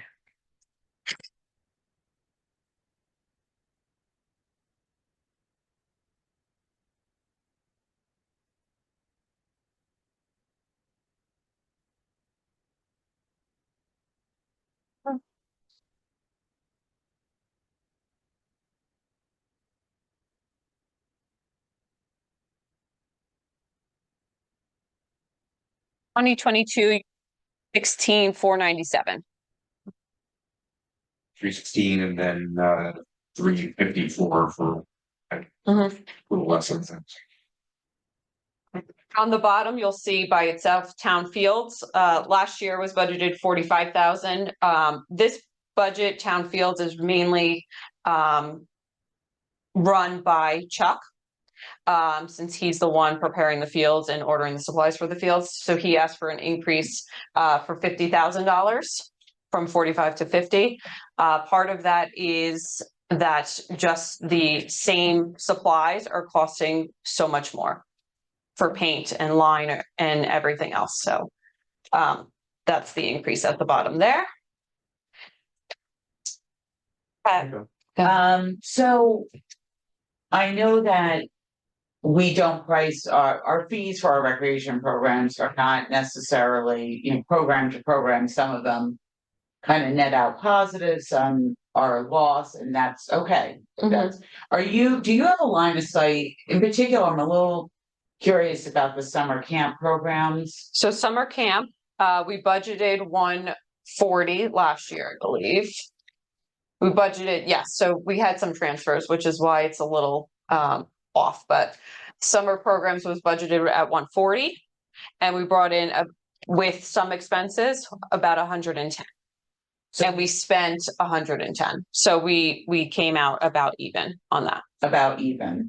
Okay. I am working with the recreation department in providing reports because it wasn't done previously. Every quarter, every single program, what you brought in for that program. The problem is the expenses, because it's so big picture for them. It's not only the art supplies for the art teacher, it's having the site supervisor there and then splitting out the site supervisor there for however many programs are going on. And then you can, even further detail that to the PSE&G bills and like having the building open and lights running. And so we're working on that, not just on the supplies as the expenses, but going further with that and trying to work in the additional expenses of keeping the building open for those programs. Okay. In particular with the summer camp, I think it would be a good exercise to understand specifically that program, because we're using some facilities with the school, and but also that's an example where minimum wage has gone up a lot. And I don't know if we've kept pace with the fee for that program. And it's great that it's affordable. It's meant to be affordable. But at the same time, did we go too long without making an adjustment there? Whereas private camps obviously have been increasing their fees like astronomically over the last 4 years. So that's just, I think it may be too late to adjust that fee for summer of 2024, but we don't want to lose sight of that program and how it's running financially. But that's just such a big program. Huge program. Like a soccer camp, which maybe has 12 kids in it. Agreed. Yes. So continually working on the revenues and the expenditures associated with each program. Now, I know Mr. Robotham couldn't be here tonight. I am curious at a high level, some cost efficiencies that he may be considering? Like, Mhm. it looked as a parent that he did reusable jerseys for the basketball program, which is great, and it Mhm. reduces an environmental waste.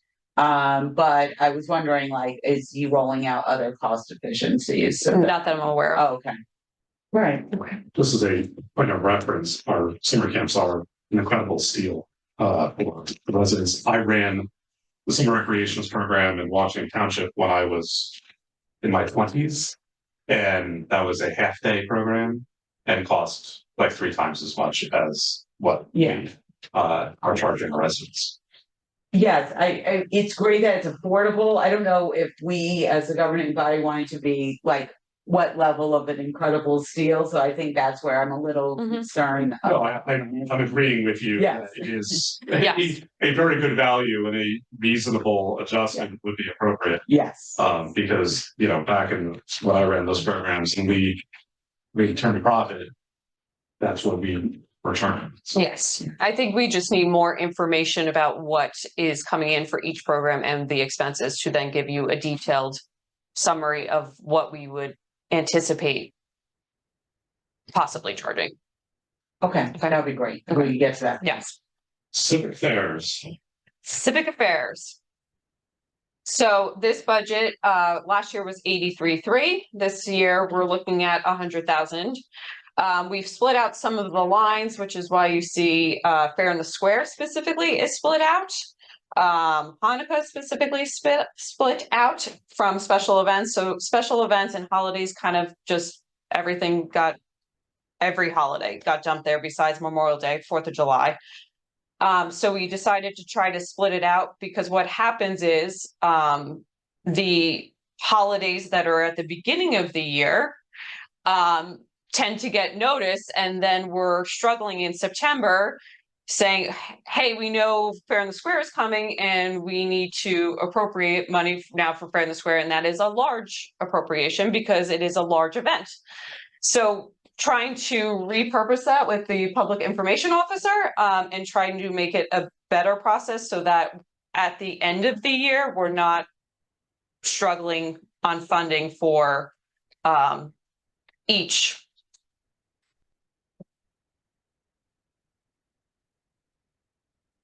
Should be pointed out that this does not include the overtime costs for buildings around public works and police on these. Correct.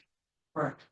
You I'm just looking at like Fair in the Square. I always was under the impression, not so much under the impression, but I always thought that was making money because we charge for tables and whatnot. I believe we charge $35 per table. So in comparison, I don't know how many tables we have generally, but not enough to cover. And are the nonprofits free? I would have to ask our public information officer that. I'm not sure. So $35 a table was fairly interesting because sometimes you see true like commercial vendors that are just there selling stuff. I don't know what each one is charged, but typically it's $35 per table. I can get additional clarification unless somebody else knows, but It'd be good to look at that piece, probably. Yeah, you had like the replacement window sellers. Yeah. Yeah, exactly. And yeah, We did have a packed house. okay. I think this is one of the things as we consider what events we hold in town, that Yes. we need to consider the costs associated with it, especially the overtime piece of it. And really establish that we have to be careful about adding anything because there is an expense to that unless we consider it with budgets. So we do a lot, which is fantastic, but at the same time, we do seem to be adding things relatively regularly. So it would be helpful for the administration to set a target as far as these are the events that we're doing. After this, it's got to wait until the next budget cycle. I would rather see a proposal to hold an event that has an expense, that has overtime, rather than have the event and then pay bills later and then rebudget for it. Especially with the overtime, because it does increase. It is important for the community to do these things, but at the same point, we budget everything else, so we need to think maybe a year and a half in advance for any additional events or things planning, so they can be budgeted And I would like to potentially in the future have, I think we had it for B and G, but have a breakout of how much of the civic affairs is the overtime for buildings and grounds, the DPW and the police as well. This number has kind of steadily gone up. So just as a thought on that. Sure. Just one comment. Internal conversations, the list that the public information officer had were the ones that were approved previously, the events that were approved previously. So we can definitely get you that list. I know Elisa has it. But this budget is based on that list that was approved. Mayor, I mean, any new events that are being proposed to the council that come from the community, they do have to submit a full budget request for you to consider before it goes forward. I'll have the staffing. Yes, well, you need to know exactly what you're. Yeah, so related to this, though, did we ever get to a resolution on rental costs for the civic center? And because there are some outside groups that use our civic center, and then we have some, as the mayor has pointed out, some costs associated with that. Did we ever get to a resolution on how that is gonna move going forward? The next ordinance recommendation for the rec center community events. The items for the pool that we didn't address yet, that's coming up at your next month, I think. Okay. We're almost done with that. Okay, thank you. Senior citizens. Senior citizens, salaries remain flat at 27.5. This year we increased seniors, and we decreased recreation operating because seniors has been such a small budget historically. The senior pool party alone is over $3,000 between the band and the food and everything else. They also go on casino trips, they do other things, and a lot of that was being funded by recreation because the senior budget was just not large enough to cover all of the expenses for the seniors. So we moved a little bit out of recreation to make the senior budget a little bit healthier so that we can really see what we're spending on the seniors, basically. We've already done tab 25, 26 through the end. There are, going back to tab 3, there are some additional ones that are not a page, like Rescue Squad. That if you would like, we can just go over quickly. Number 23, parking meters. This is for like the tags. This is the stickers that they put on the cars and stuff like that. That has been budgeted at 3,000 again, same as last year. Emergency management. You have a salary ordinance that tells me that the stipend for that salary is $10,000. They have an operating budget of $5,000, which comes to the total of the 15,000 on that. And civic affairs, seniors. I believe we went over everything under 34, which was your PSE&G bills, your telephone. Contingency, again, is something you're not supposed to spend, but it's in case of emergencies, and gasoline. I think we went over that last time. Your statutory expenses, your public employee retirement fund is your, it's split between current library and water sewer. So that's for all of your people in pension. Your police, fire, and rescue, or obviously police. Last year, the state allowed us to move some of the health insurance outside of the cap. That's why it's kind of split there funky. On the next page, Social Security is budgeted the same at 425. In the prior years, we were using a trust for the LoSAP payment that we're required to give to the fire department for all of the fire department members, that there's a ranking system. They have to go on so many drills. And they supply to me how much each member is going to get a contribution for. So we're now currently, we haven't had to budget for that in the most recent years. So now we will be budgeting for that. Since prior we were using the trust. If, just so you know, if we don't spend all of that money, I'll move it back to the trust so we can keep fluid there. DCRP is all of our employees that make over $5,000 but are not in full-time and not in regular pensions. Salary and wage adjustment, last year we budgeted 20. We have been historically budgeting 20, and I budgeted 20 again. Comp absence liability are your retirements. We budgeted last year 75,000 and I budgeted again 75,000. Your reserve for tax appeals budgeted was 75,000 and again budgeted 75,000. Do we see absence liability of tax appeals? So what happens is it is put into the budget.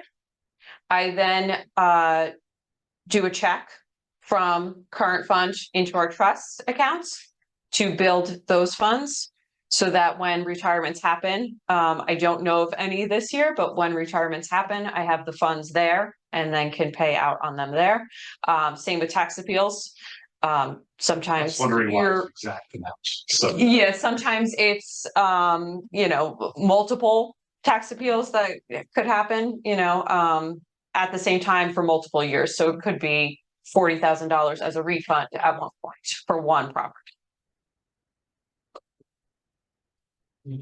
On the bottom, recycling garbage, the $3 tax last year it was $12,764. This year I budgeted the same.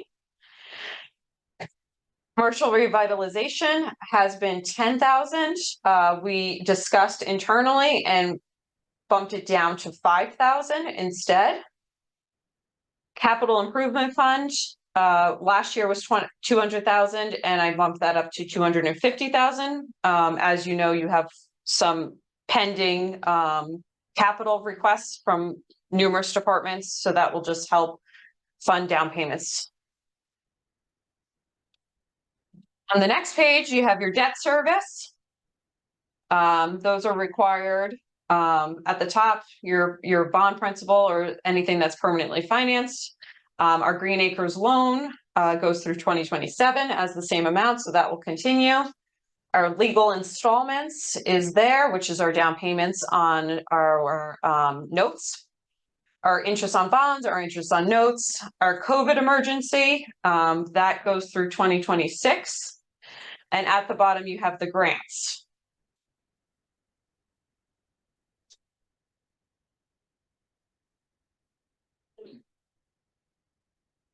Thank you. So why is our bond principal going down? I just, So one of our in our debt schedule, one of our bonds has been paid off. I think it was either 2008 or 2010 schedule has been paid off. So it's just reduced. that is being replaced with our down payments on our notes. Yes, exactly. Yes. yeah.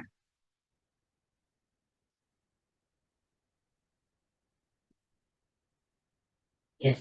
And that concludes tab 3, and I believe everything in this binder. Well, that was a housing budget strength. I appreciate your providing the detail. Got a couple more specific comments in the next meeting. But a couple of things that the public brought up that I just wanted to look at. The first is, can we get your PowerPoint up on the website as soon? And just else during the meeting. And the second piece is one really important thing to note is that for the past several years, as inflation has gone up, 7%. We're down to more manageable 4%, but our levy is increasing nowhere near that. So I think one very important thing to point out is that because of our caps, and we have certain things outside the caps with the various health benefit things, capital and stuff like that, we're still well under the level of inflation, which means that the township and the staff are making very serious decisions about where money is going in our resource allocation. And I just wanted to thank all of the department heads for doing that pretty consistently. And really at the end of the year, they're not getting everything they want because the cost of everything has gone up. And it's one of those things that as we wait on some of the capital items and we look at what inflation's going to be, it may be cheaper to do things now versus later. And it's something that we need to consider as well, is what the actual cost of leading is versus what the cost of spending money is now.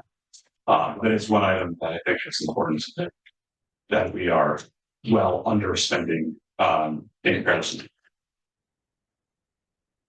Okay, I think you're on. Thank you. Okay, on to council reports. Deputy Mayor.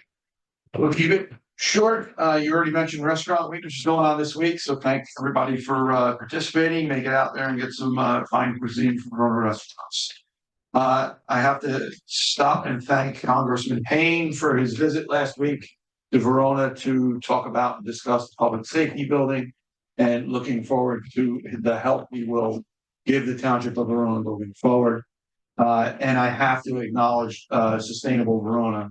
They, as I said in the past, they're going for silver status from Sustainable New Jersey.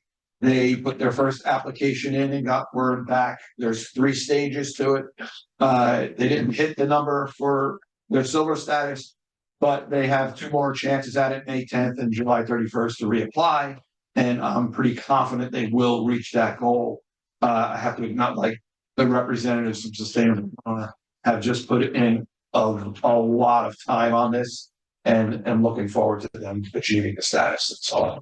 Thank you, Councilman. In the interest of moving our meeting along this evening. So we should just note the planning board did meet and had a couple little items on the ordinances we sent consistency, and we'll get those back. That is true. I do have some brief notes on that ordinance. I'll pass along as you're aware. Thank you very much. Councilman McGrath. Thank you. I really enjoyed participating in the meeting with Congressman Payne, with the deputy mayor. I thought it was a really productive conversation. And I really appreciate his time here in Verona and the help I was able to provide to help set up that meeting. I want to congratulate and thank the Multicultural Inclusion and Accessibility Advisory Committee for their first Black History Month event, where we honored Mr. William Brown III. It was also attended by the Deputy Mayor and Councilwoman Holland. William Brown is a longtime Verona resident, 15-year member of the planning board, including the head of the planning board for several years. He spent his life focused mentoring youth in the field of architecture. It was a fascinating presentation. And to follow up on that, today I attended Congressman Payne's annual Black History Month event where Mr. Brown was recognized. It was really a wonderful event. I was able to sit with his family while he was recognized by Congressman Payne, along with 5 other individuals. So this was a really successful Black History Month for Verona, and I look forward to next year's celebrations. And that's my report. Thank you. Thank you, Councilwoman Holland. Thank you. I'll just note that prior to our next meeting, or approximately in line with our next meeting, the winter termination program will be coming to an end. So it's important for any residents that are having difficulties paying for their utility bills, rather than facing disconnection notices or shutoffs, to get the assistance they need during this time. I know that the weather's mild at the moment, but it is still the winter termination period. So if you are having trouble meeting, making ends meet and paying your utility bills. I think it's really important to go and get that assistance now before the winter termination program ends. So please avail yourself of that resource. Thank you. Thank you, Councilman. At this time, I'm going to call for public comments on any item. Madam Clerk, would you please read the public participation sheet?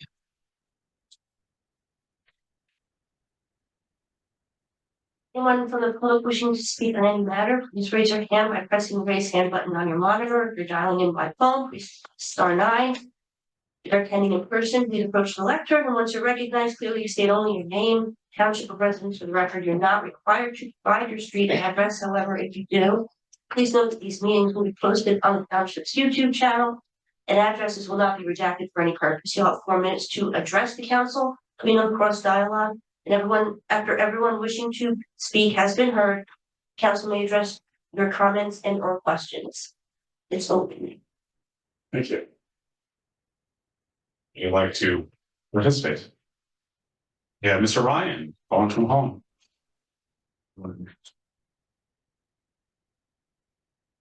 Good evening. I know you have a very long, lengthy agenda, so I'll keep my comment brief. I just wanted to say that I did participate in the program last Saturday with the mobile Department of Motor Vehicles group, and just from my personal experience, I found it very rewarding. I was looking to get the upgrade to the driver's license, and had a 12 o'clock appointment, and I was out by 12:30. The people were very courteous, very efficient, and I'd like to thank anybody in the room here who was instrumental in coordinating that and putting it together. And hopefully, I think you could maybe schedule more of these things.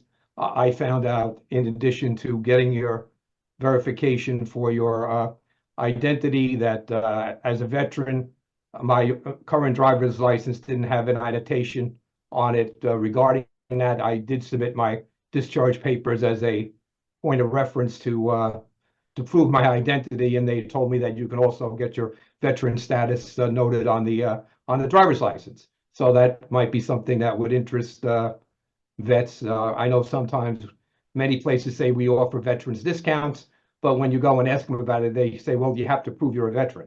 So rather than carrying a large sheet of discharge papers with you, having a annotation on the driver's license might be very helpful.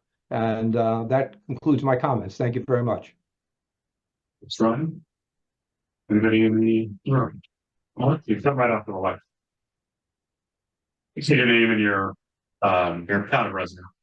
Don't I guess your address. Corey Shore, Verona, New Jersey. Chairman of the rec committee new. Nice to meet everybody. Some of you know, and just a couple comments on the recreational budget. I hope next year the rec committee will be able to study it a little bit more and give comment. We haven't had a meeting in we haven't had a comment this year. We haven't had a meeting this year because of snow. The last two have been delayed. So we are waiting for, and I will push for, and I think the committee will push for, is a fee study. Because I heard some of the Councilwoman McGrath and Councilman Roman comment on a fee study, or kind of a study on the revenue versus expenses and how the fees are. So that's something that we are going to get into over the next year, so that we're able to provide a comprehensive look at it, just like we did with the pool study and then all the other studies that we are currently doing. So hopefully over the next couple months, we're able to provide that type of analysis, provide recommendations for the council, and do the best job that we can. So I thank you very much, and have a good night.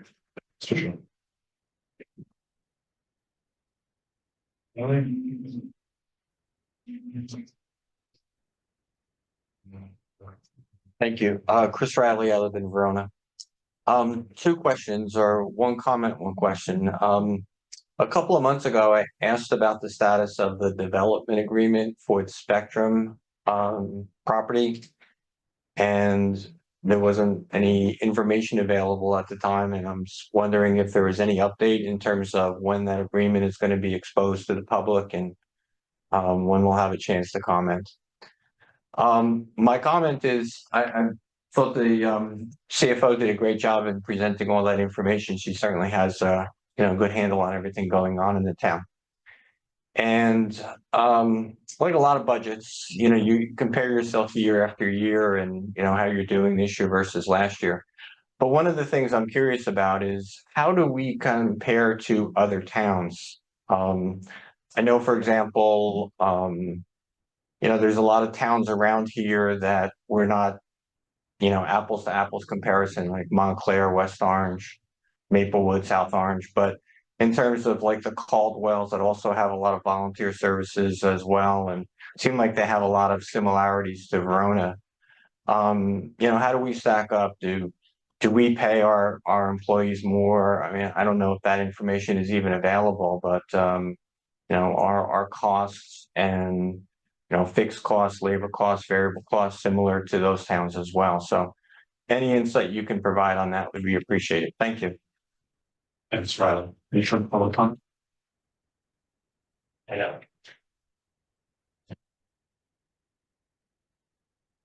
Well, Petrangeli, Verona. Basically, the last meeting, we talked about the pool and how the taxpayers are now footing the bill for the water. And Mr. Diarco, we talked at the rec meetings and things. I've heard him mention that the pool is a utility. So how can a taxpayer, it can't be funded by the taxpayer. So I don't belong to the pool. I have no affiliation with the pool. I've never gone. I have a pool, I have a beach home. Why am I paying taxes on the pool, and what benefit do I get from that? Because I can't use the pool because I'm not a member. So now I'm paying for the water there. And let's be honest, the budget started with a $700,000 payment basically going to our debt. The pool is no joke. We're $300,000 probably in debt on it. You're using $200,000 in art funds to pay. And best case scenario is you might break even this year with that extra $100,000. What's going to happen next year? Is the town going to have to put more money? Because we're paying for the utility, we're paying for the water, we're paying for the DPW, we're paying for so much at this pool, but yet I can't use it as a taxpayer, but I'm paying for it. So I think we need to get that handled. Next year, 2025, what we just heard was basically 500,000 for the reval, probably is going to come 2025, 2026, new fire truck. There's no money. We need to digitize all the records. You guys got to get this spending under control, basically. Like, we got to figure out what is priority here. Like, I was up here battling for Everett, but I don't want to put a field in just to show, hey, I'm driving a Cadillac, but I got no money when I go home. Like, you got to get your priorities straight. I don't know if it was the splash pad that did the pool in or whatever, but we're spending a lot of money. We got 4 new road projects coming in where probably a sanitary sewer is going to fail, just like Derwent or something like that. And capital improvements was just asked for over the 250,000. So I didn't even see in the budget a field. You guys got your hands full, but trust you. And I just want to make sure we can figure this out, because next year I don't want to pay for the pool. I don't go there. I don't want to be a taxpayer not benefiting from something. My kids can't benefit from it because I don't pay for them to go. So what are my taxes paying for? Something I can't use. And it's utility. I'm not supposed to. So kind of upset about that. So otherwise, great job. And yeah, thank you. Thanks for your time. Thank you. Any further public comments? Hearing none, I'm going to close public comment at this time. Mr. Shore, I appreciate your comments on that. As far as the fee study, I know we've been spending a lot of money on consultants, but the fee study of the recreation side is something that we can use our in-house talent for. Certainly, I'm volunteering. Mr. O'Sullivan, but his report writing is excellent, and he's done some great work for us already. I think that's something that can certainly do in-house rather than hiring consultants for, and also the rep falls kind of in Mr. O'Sullivan's chain of command, I think, by the way the organizational chart works, or at least historically did. On the, for Mr. Riley, Mr. DiArco, Mr. Oloya, do you have any updates on the spectrum development agreement? I don't have any updates, but I can certainly reach out, we gather all the documents that have been assigned because they're all public record. I don't believe there's any new document or any document we're looking to sign in the near future, actually. Well, if you, Ms. Riley, if you wanted to file a Open Public Records Act request and. No, I have all the records. I was at the planning board. You kept talking about this development agreement. Where is it? I'll email it to you online. It's online. The developers agreement is The on? development agreement? Yes. No, the developer agreement. I think the two members up here know exactly what I'm. We'll ask Mr. Oloya to reach out to you offline because we can't have a back and forth in the meeting, but. We'll get you all the public documents. I have them. I don't need them. All right, well, there are no new ones in the recent past, like, so the last month, there's no new ones, so there's nothing more we can provide than the documents you have. I think when a developer's agreement is, they're referring to the redevelopment agreement. They're just saying it's developers. When we more likely than not, it's verbiage.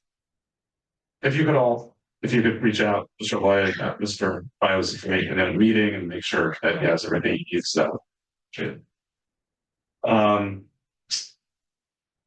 As far as how we compare to other towns and stack up, I think this is something that we as a council do on a relatively regular basis. We ask for comparisons. We just did this with our parking ordinance, and we have done with our salary ordinances as well. It's something that we do consider and continue to look at data for as far as an entire budget look at that. I think that's hard to do apples to apples, and but for the most part, we don't see a huge amount of shift in our budget lines. I think when it's really important to do that is when we have a major shift and need to really look at how we're reorganizing and what are we doing that for. But it is something that we do consider. And, you know, it's something I think, especially with the capital projects, looking at what's being spent on that side. To Mr. Ryan's point, thank you for bringing up, especially the veterans component. I talked to Mr. Ryan, I told my father about that. He was certainly happy. For Mr. Petrangeli, I agree with you on the pool piece. I am also not a pool member. I even get a free membership that I don't apply for and use, but I agree with you about that. And this is a conversation that we had during the pool part of the presentation, is making sure that we appropriately account for that water as far as we go. When we do our capital budgeting, so in the budget book itself, the capital isn't contained, that's our operating budget. So as we have the capital conversations, we do prioritize, we do ask department heads in the last couple of meetings, I'm sure you heard by asking just now the fire official, the fire chief, you know, what do you need now? What do you need later? I think this is one of those, you know, public works director, what do we need now? Obviously we have unlimited wants, and to an extent in municipal government, unlimited needs as well. And it's always the economic question of how we allocate our scarce resources. So I agree on the pool for next year. There was a conversation as we discussed the pool fee ordinance, a further increase in fees in future years in order to account for the end of the COVID emergency, and the debt service. And still, we would be well under our comparables as far as neighboring towns. I think I hit on everything. Mr. Ryan? I'll just comment on Mr. Petrangeli's comments regarding CapEx. I kind of said this a couple of times to township staff that capital is starting to concern me. We are very amenable to capital projects up here, and we say yes to a lot of them. And what I always say is that our capital projects, each one of them individually, when you look at them, they all have a lot of value and are usually something that are a benefit to the town.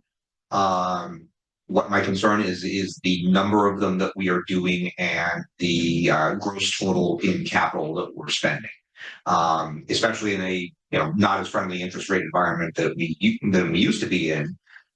This is one of those things where it can very easily get out of control, and just because you don't hit your debt limit doesn't mean that you don't have too much debt. So it's one of those things where we may have to get used to here being as the council, sometimes being the bad guy and having to spread things out a little bit more. And again, needs versus wants. I love recreation facilities, but we have a lot, when you spend $1 million to put in a playground and a restroom, that's, a fire truck, that's, things like that. We have to start making some value judgments here, and we have to be, sort of unafraid sometimes to say, we can't do that right now.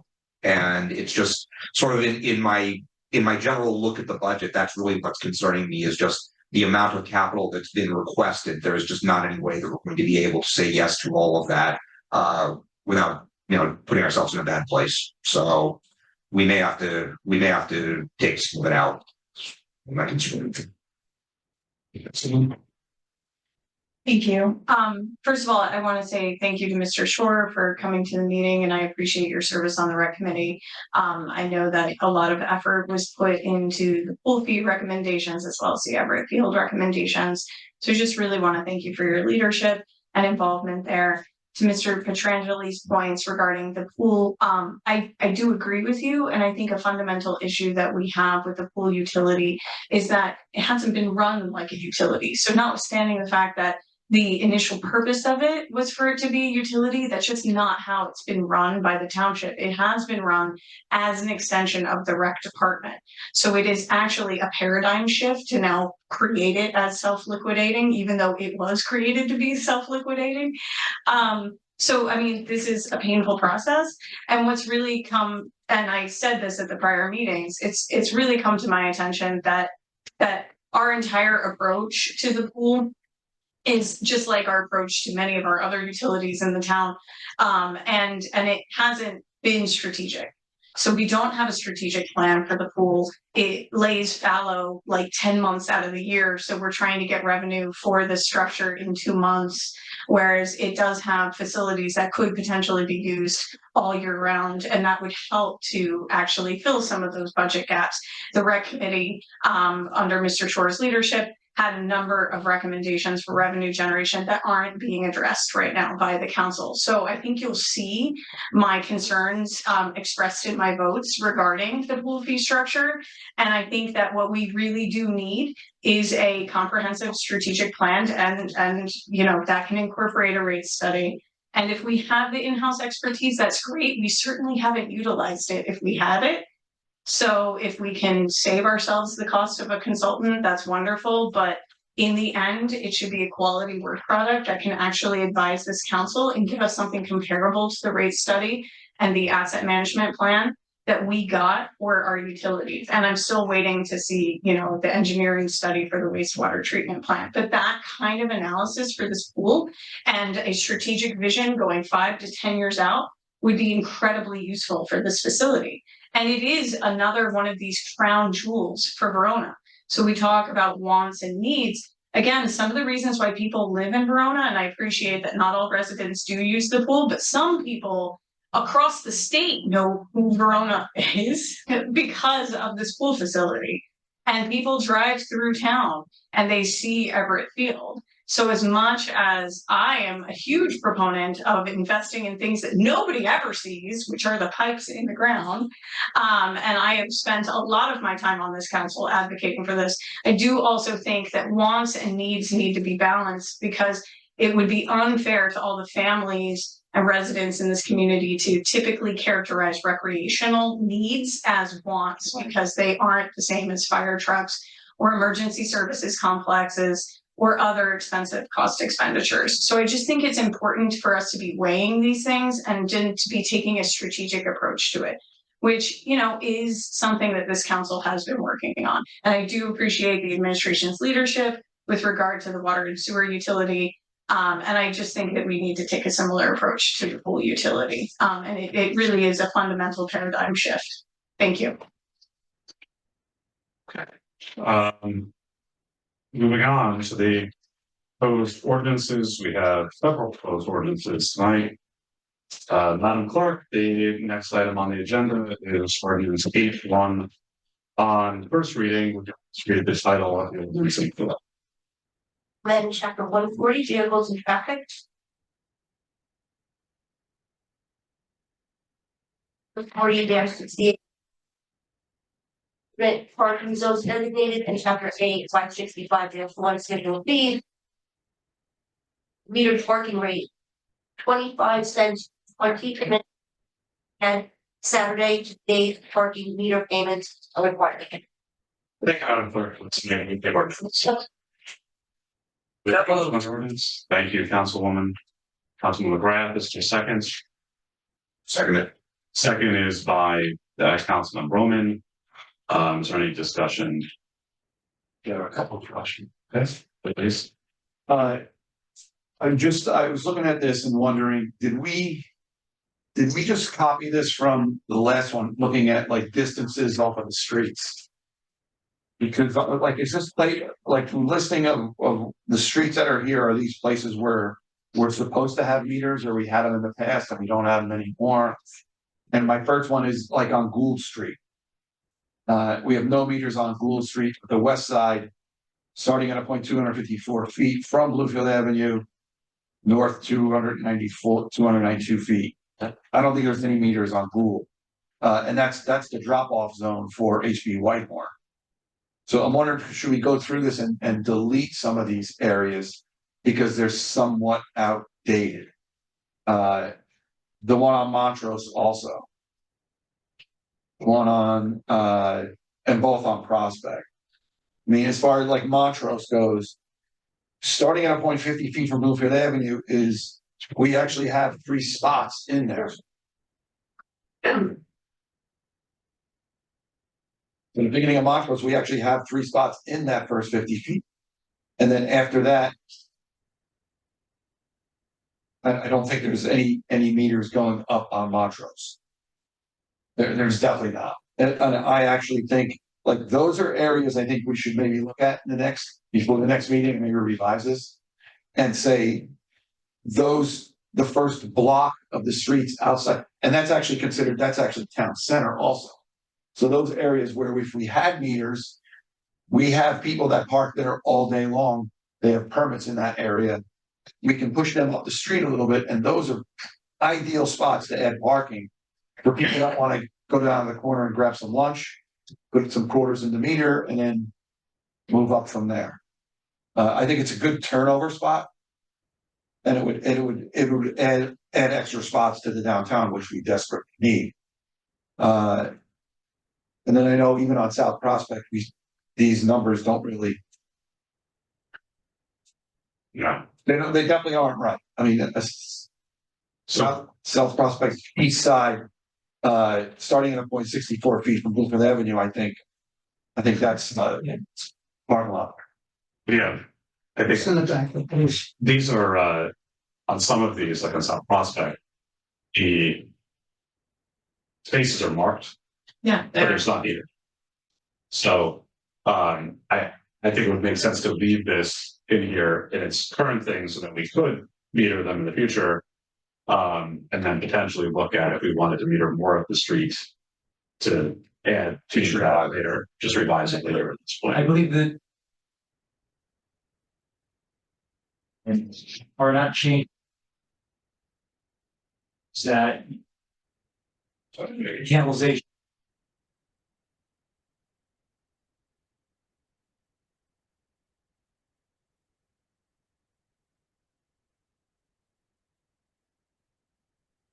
Oh, wow. Generally, the discussion was because we had so many meters, we had half our meter heads were out of service. So I think the plan was to buy some of the cluster meters for the municipal lots, those in the municipal lots, take all those meters out of the municipal lot and put it back out on the street. That's correct. Yeah. So That's correct. So I think moving forward, we should review like we have store owners, building owners near the Verona Park area that they came forward and they said it. They would welcome meters, say up Claremont Avenue on the south side of Claremont Avenue. And maybe it's a good spot for them. There will be a period of time from when we were meet.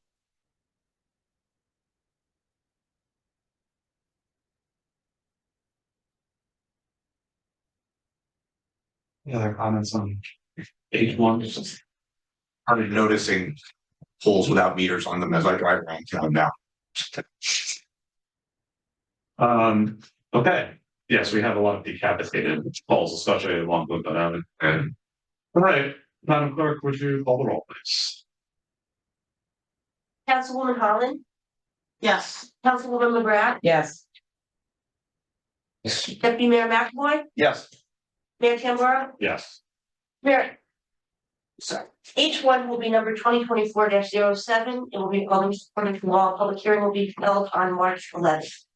Thank you, Madam Clerk. The next item on the agenda is ordinance H2 on first reading. Please read the title of this ordinance in full. An ordinance to amend chapter 8, 565-1 schedule of fees of the code of the township to amend water and sewer rates. Is there a motion? So motions by the deputy mayor. Is there a second? Second. And by Councilwoman Holland. Any discussion on this? I just have one point.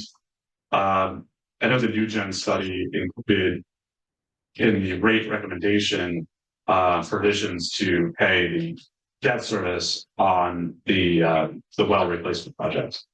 And the recent email that we got from Mr. O'Sullivan, we actually had some good news on the cost of that and on the principal forgiveness loans. I was wondering if that email had changed the what the rate needed to be, being that it would be potentially less than what we were expecting. Hated answer to. We will lower the.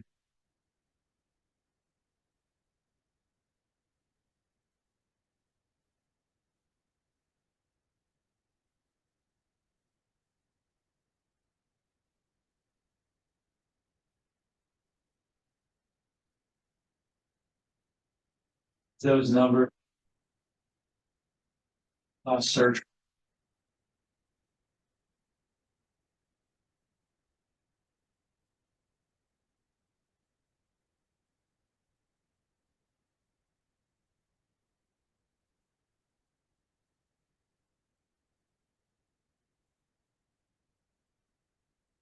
A second comment on this item, just in general, is I think having a significant increase the first year, while I understand why it was recommended, is difficult. I think it will be difficult for a lot of our ratepayers. And obviously, if we don't increase it now, there's going to be a cost to it. We're potentially going to be in more of a difficult situation. But I think at this point, that large increase is something the council needs to take into consideration, and be cognizant of as far as the impact on our residents. And there should be no appearance that we are not understanding of that almost 30% increase in those rates. So it's unfortunate that it had to kind of come at one time. And I did comment in the last meeting about spreading it out, but of course it's an option according to the contractor for who conducted this study. But I think it's something. My comment moving forward is that if we come to a position where, as a result of various things, the utility starts to see a surplus, then we need to reassess all of these rates to make sure that they're actually in line with what we need, because the study, of course, is anticipation. It's not actually, we need to test it and see where it's going to go and potentially make adjustments, which could hopefully in the future, if the first initial increase gets us to where we need to be, we could potentially hopefully reduce rates in the future if we have some of that we use as fund balance to offset the costs of rates. But I am hearing residents who are very concerned on this item. And that is my hope, that we continue to analyze this, that this is not a one-time package that moves forward. Any other comments on this? Mayor's comments, and anytime that we have a large jump in a fee, we know that there are some people who it's just going to cause a hardship for. So, our job is trying to put these services at the lowest cost reason we can. I'm appreciative of the fact that we have backup, in detailed, studies as to this, but, I take no joy in increasing rates in anything ever. And I would agree that it's something that we need to reassess as we move along here and make sure that we are being as cost efficient as possible, and that we don't just simply increase rates to increase rates if, we have more favorable operations than what we predicted at this point. We have an obligation to run the utilities financially stably, but we also have an obligation to residents to run a public utility rather than for profit utility, is to ensure that we are, we're doing this at the lowest cost we can. Anybody else? Madam Clerk, call the roll, please. Councilwoman Holland, Yes. Councilwoman McGrath, Yes. Councilman Roman, Yes. Deputy Mayor McAvoy, Yes. Mayor Tamboro. Yes. Mayor, ordinance H2 will be numbered 2024-08 with published according to law, and a public hearing will be held on March 11th. Thank you, Madam Clerk. The next item on the agenda is ordinance H3 on first reading. Please read the title of this ordinance. An ordinance to amend chapter A 565-7 of the code of the township of Verona pool fees. But Mayor, I would like, if I could just, I'm gonna change the title, make it simpler, and have it A 565-7 parentheses B. Okay. Can you move the ordinance, please? So moved. The motion is made by Councilman McGrath. Is there a second? I'll second it. The second is made by Councilman Roman. Is there any discussion on this item? Councilman McGrath. Yes, thank you. So, on section 2, I think on the caregiver definition, I think it's a little awkward how it's worded. I think we're missing the word type after the second membership. So membership added to another membership type, which is defined by the top of this, section B, membership types. There's just like a lot of words. Member, it's like 3 times. Member 3 times. So I don't know if there's a more eloquent way. We'll try. Yes, okay. Understand what you're saying. Great. But my more substantive question first, and then possibly comment depending on how the administration answers it, is under number 8. So it was my understanding that children under the age of 1 at least were not being charged the child guest pass fee. I asked this question of the administration before the meeting. So what was the conclusion from recreation? So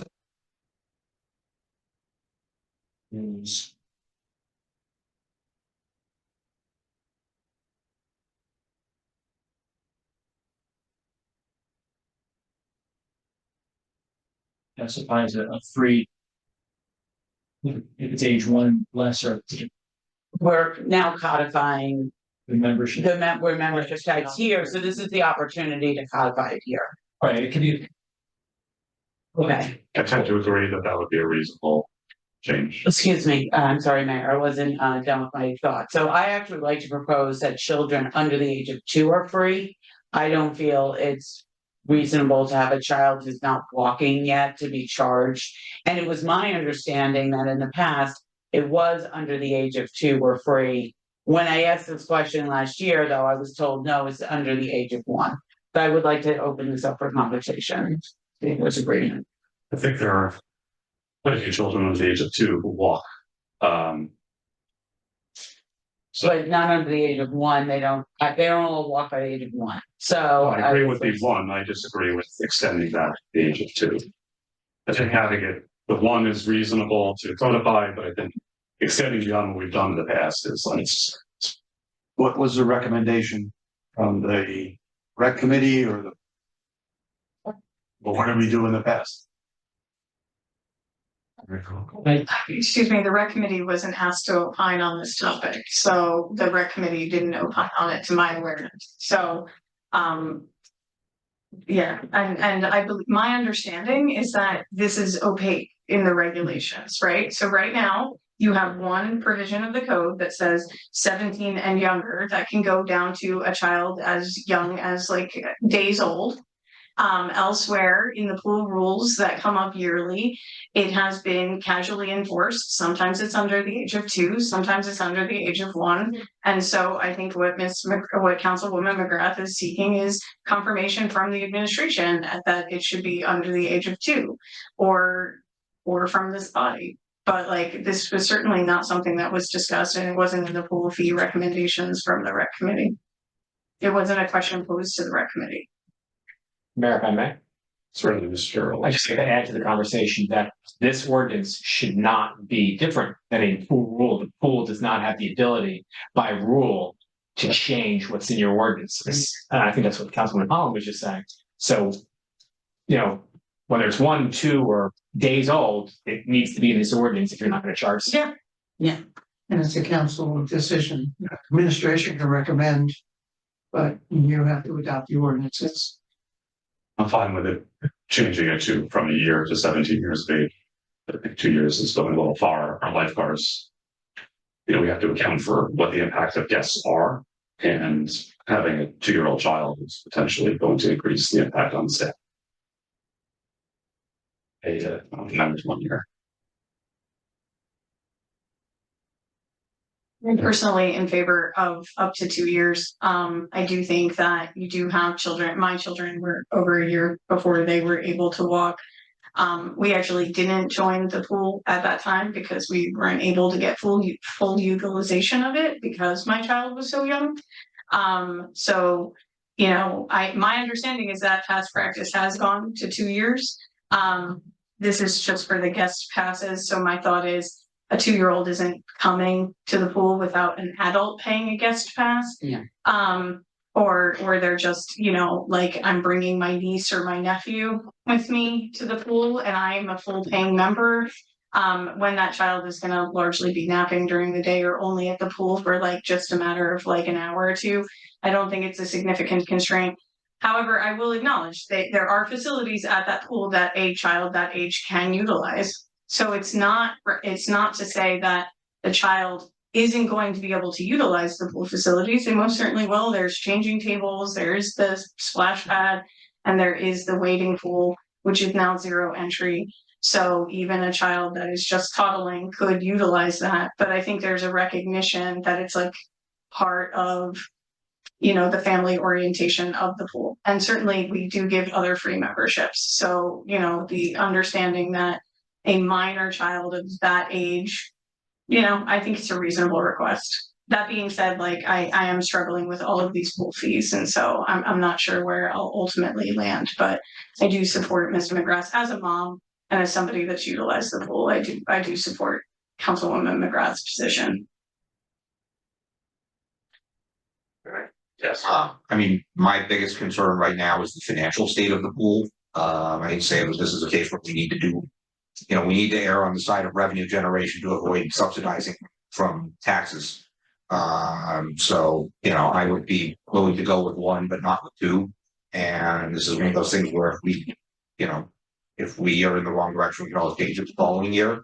But, that to me is a fair cutoff, especially because all of the improvements we just did are, driven towards younger children. And as Councilwoman Holland just said, a lot of those could be used by children of that age. Therefore, we have to recognize them as, people that are working in school facilities. Even if it's only, a subset of children age 1 to age 2. So, Deputy Mayor, any thoughts? We're talking here $58 per membership, whether it's a family or a family where the 1-year-old is gonna pay just the couples of $547 rather than No, I'm $605. sorry, I'm sorry, Deputy Mayor, we're talking just about the child guest, number 8. I know, but that number is gonna reflect what they pay to get into a pool, correct or not? I think the child guest fee is $10 for a guest of a member. Currently. 15, maybe current. Oh, I'm sorry, it's 15. Right. So This is someone who comes in with a member as a guest. So, okay, I'm definitely confused on this because what if a couple brings Their own child. their own child in? Mm. They can say they're a member and this is the child guest, correct? That would be correct. that is an option available to them. So a young couple who has a 1-year-old child can go there every day and pay as a couple rather than as a family. They could, yeah, they could. I'm sorry, or, the deputy mayor. That's how I'm reading this too. There's gonna be ways around this, and I know, like, even a caregiver. There's a whole nother thing I'll get into when we get into the fees. How about we just, and really, we all received an email about, in the last 24 hours, I believe it was, about who polices this. People, this one woman who's been going for 16 years said she doesn't get checked or she's not scanned in every time she goes in. So that's an area we got to focus on at the pool this coming year. So who's going to check how old this child is? Do we split the deal? Do we say, okay, I'm going to say 18 months here. So there's in the middle. So like, what number do we put on this? How old is this child? Like, there's so many ways around it. And if it's a year, people with a 14-month-old child that are just going to walk in. So this is a really tough one. It's we're looking at revenue. We overspent on what we did up there. I said it before. We have more expenses we have to go through in the next couple of years. We need revenue at this pool so we can have it run on its own. So I think whether a year or 2 years, I really don't think this is going to affect too many people. But if it does, then we can, like Councilman Roman said, we can maybe adjust it next year. I'll get it more into this when we talk about the fees in the next ordinance. That's all. Thank you. Sure. Sir, Councilman? That's one. I think I just have a very brief scrivener's error, which is item number 3, 2 adults that reside at the residence. I think that should be at the same residence. Thank you. Councilman McGrath? So I was making the suggestion. I didn't make a formal motion about changing it to 2 and under. Is the consensus there, or is the consensus 1 and under? Well, then we have a consensus on either 2 or 1. We have 2 people who have said 2. We've had 2 people who have said 1. We've had 1 person who said 18 months. So we lack a consensus. I'm happy to split the difference at 18 months. And with the deputy mayor, are you fine with that, Councilman? I would be fine with 18. We have a consensus on 18 months. I will move that we change the language to read as a child guest, a child who is no younger than 18 months and no older than 17. Is there a second? Second. Just a show of hands, all those in favor? Aye. Anybody opposed? Motion carries. The ordinance will be amended as such. Any other comments on? I just want to point out that it's more of a scrivener's error, just to tie 11 then back to that age. When we talk about a child day pass, the age should then be consistent with what we just passed in number 8. It seemed like it would make sense to have a definitions section, Mr. Aloya, define these terms, and then we could change the definition as appropriate in the future, rather than try to change each of the things on them. Okay. Awesome. We changing the definition. I have a definition section actually, because next comes the fees and then after that comes. I think that is for our family membership. Apply, we're gonna have to reword it, so it reads more like what they're saying, so it's clear that its definitions and applies everywhere, but yes. Yeah, I think it'd be helpful to define, yeah. Fine. Thank you. Okay, we call the roll on this one, please. Councilwoman Holland? Yes. Councilwoman McGrath? Yes. Councilman Roman? Yes. Deputy Mayor McAvoy? Yes. Mayor Tim. Yes. Mayor, ordinance 83H3 will be numbered 2020-09, be published according to law and published.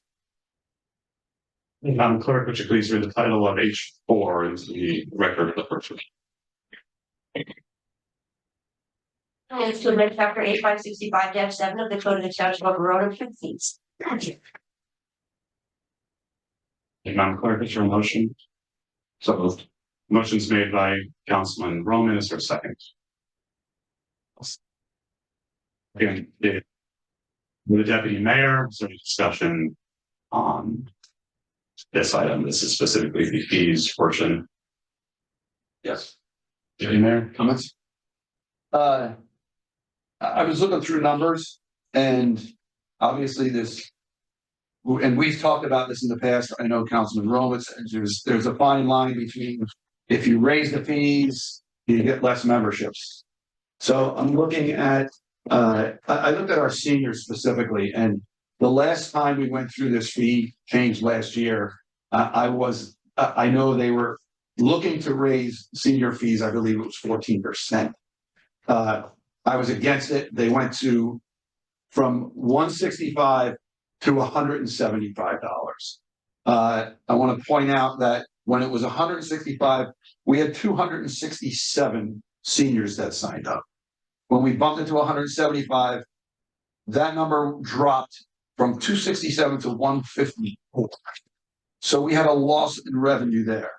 So my reason for bringing that up is we now raise it $27, 15%. I seriously think we will end up losing money on the senior crowd. That is a group that cannot afford an increase like that. So I think we should reconsider increasing the senior rate to $202. My suggestion would be what the rec committee suggested and go to 185 at the very top. I actually think we should leave that the same in hopes of collecting that $27,000 because we ended up losing $20,000 from the increase from 165 to 170.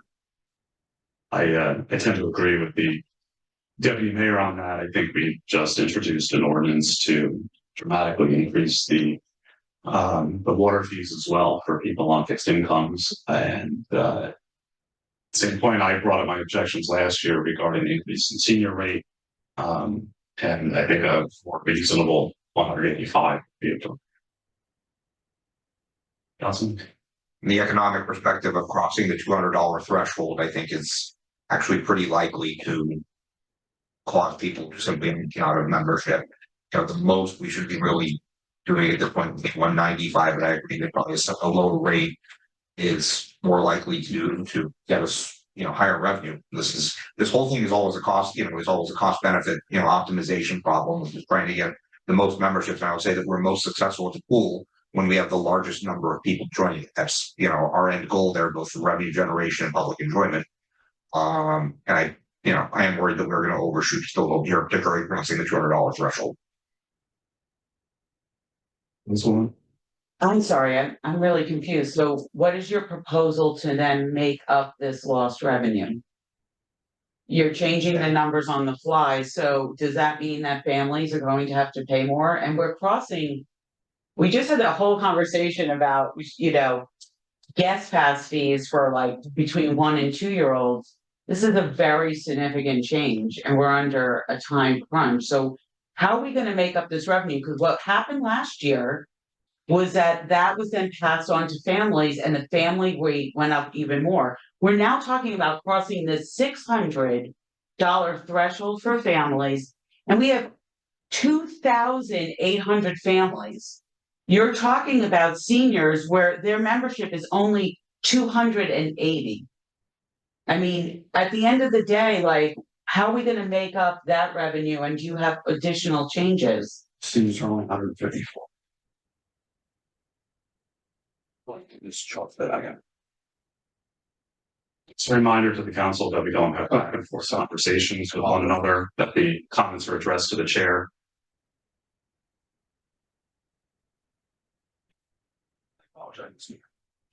I would like a motion made on the vote to specifically change that fee then for following procedure. Did the mayor do a motion? Before I make a motion, I just want to comment on what was said. My reason for bringing this up is if we raise it, we're going to lose money. Just like we did. My proposal is go back to the 165 for the seniors, because when it was 165, we got $44,000 from them because 267 memberships were there. When we raised it to $175, we only had 154 memberships and it was $26,950. So we lost $18,000 by raising $10 on the senior membership. All the other ones stayed the same. And every email I've received pertaining to the pool fees, anyone that's written has said, I'm okay to the prices going up, but don't extend it to people outside of Verona. Don't do this, but I'll pay whatever you guys are going to raise it to. And they seem fine with it. I think if we raise the seniors to even $185, take that $26,950 we got and cut it in half again.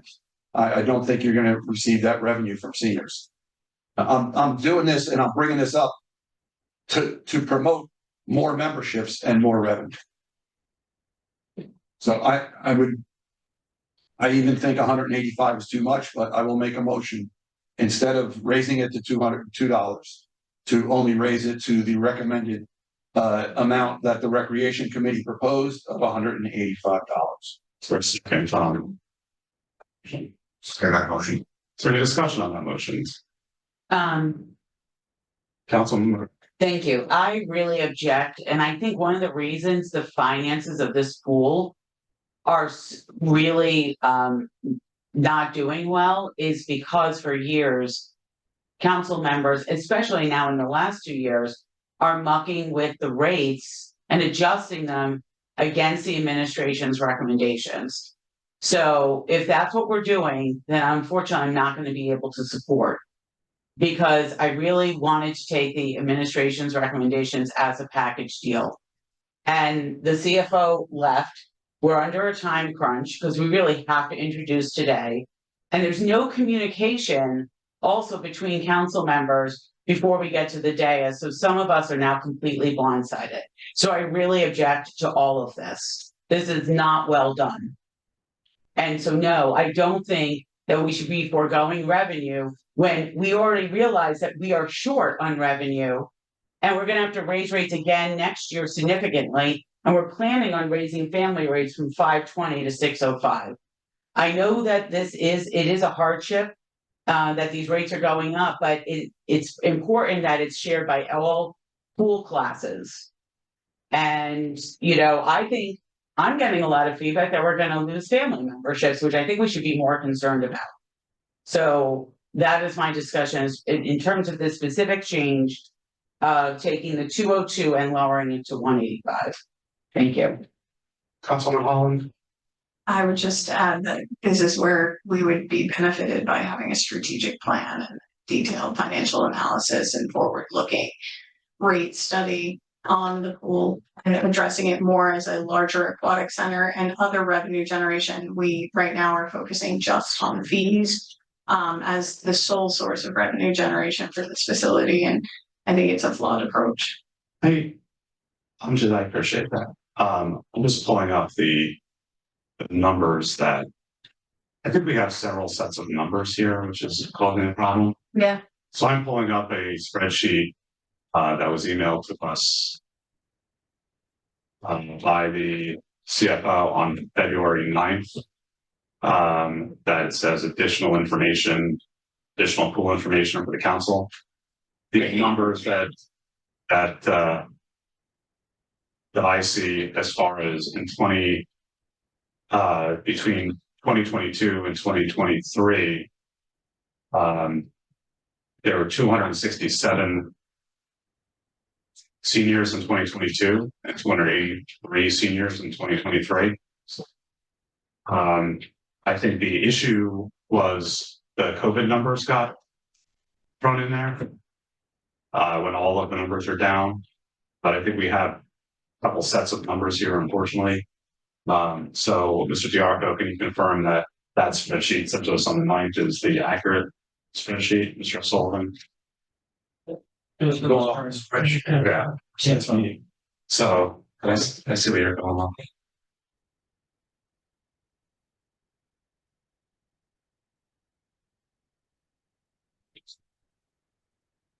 Yeah, I think this is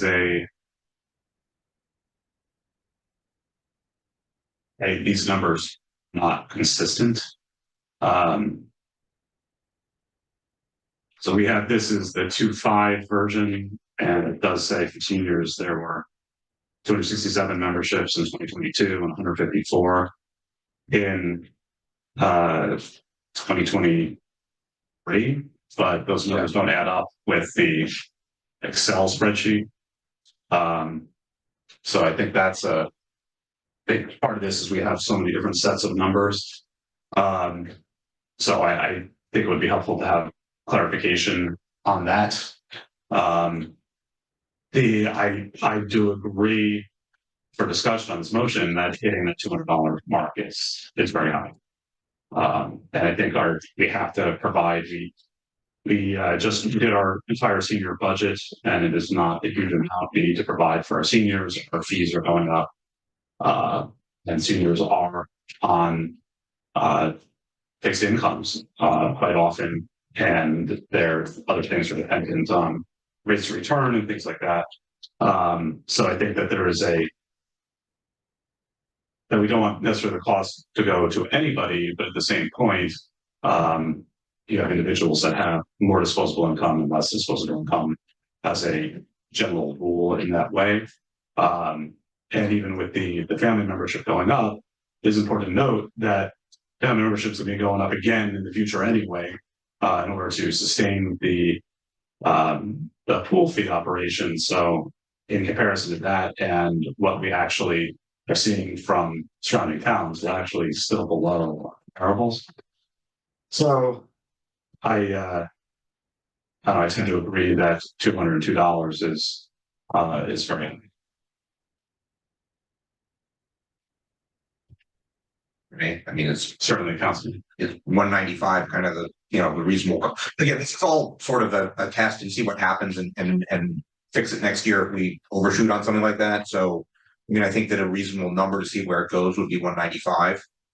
It's just a revenue optimization. I do think there's something about crossing that $202 threshold. You can say the same thing about the family membership, about crossing the $600 barrier, but I don't know. I feel like there's a little bit more price sensitivity from senior than there is from family. The family, we have gotten the feedback of, we want to try and, they'll pay for the improvements. People are not happy about it, but the largest number of people say they'd rather have that than anything memberships. So, I don't know. I do agree that the spreadsheet from the CFO here does kind of contradict the deputy mayor's numbers here. It does indicate that we have had. Well, this spreadsheet from the CFO as well. So yeah. That was 3 days before. Yeah. So it's all right. Then which one is correct? Because this one here does show increasing revenue and increasing membership numbers in seniors. So I think the difference if we did $195 is $7.50 at let's say 280 memberships at $750, we're talking about $2,000. So 21, 25, 50. I think that certainly these are a number of other memberships that we have could certainly be easily observed. So Mayor, just as a point of order, you do still have the motion pending on the deputy. You're having a discussion on that motion. So Seems like it's amending. No motion has been made to amend the motion. We're having discussion on the motion that was made. So at this point, we can either vote on this motion, Deputy Mayor can offer an amendment to his motion. Because we do have that on the table. Mayor, do you maintain your motion? I'm maintaining my motion. I don't think there's that much increase here. I really don't. I don't think it's going to be that much of a financial change in this whole scheme of things. And I do think you're going to get more memberships, keeping that fee lower for seniors. And just for the record, all other council people were, if you want to call it, blindsided with this. I didn't discuss this with any other council person prior to this. It tends to be my philosophy to have these discussions in front of the public. But I appreciate your suggestion that was not otherwise the case. Saying that there has been, advanced discussion of this. Right. Everything is not a conspiracy. Okay. I'm going to call for a vote on the deputy mayor's motion to amend the $202.50 fee to $185. We'll do it by roll call. Madam Clerk. Councilwoman Holland, No. Councilwoman McGrath, No. Councilman Roman. Deputy Mayor McAvoy, Yes. Mayor Tamborro. No, but at this point, I'm gonna make a motion to establish the senior fee as $195.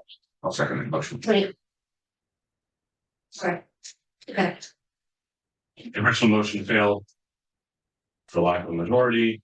The new motion is on the table to establish senior fee at $195, made by the mayor, seconded by Councilman Roman. Any discussion on the $195 fee? Hearing none, Madam Clerk, call the roll, please. Councilwoman Holland, No. Councilwoman, No. Councilman Roman, Yes. Deputy Mayor Mac, Yes. Mayor Tamborro. Yes. Mayor motion passes 3-2. Okay, the amendment is carried. Madam Clerk, could you please call the roll on now the entirety of H? Councilwoman Holland, No. Councilwoman McGrath, No.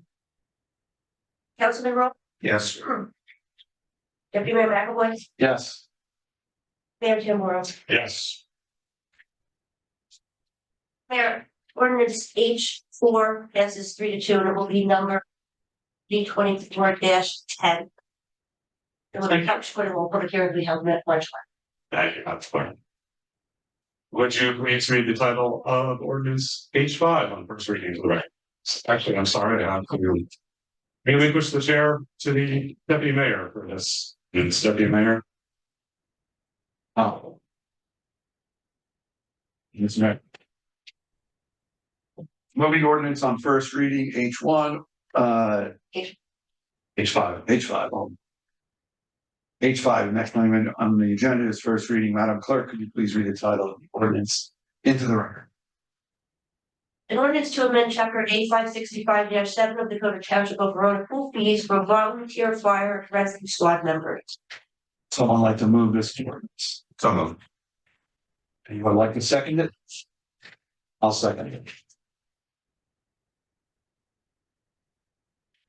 Yeah, you're recused. I'm recused, thank you.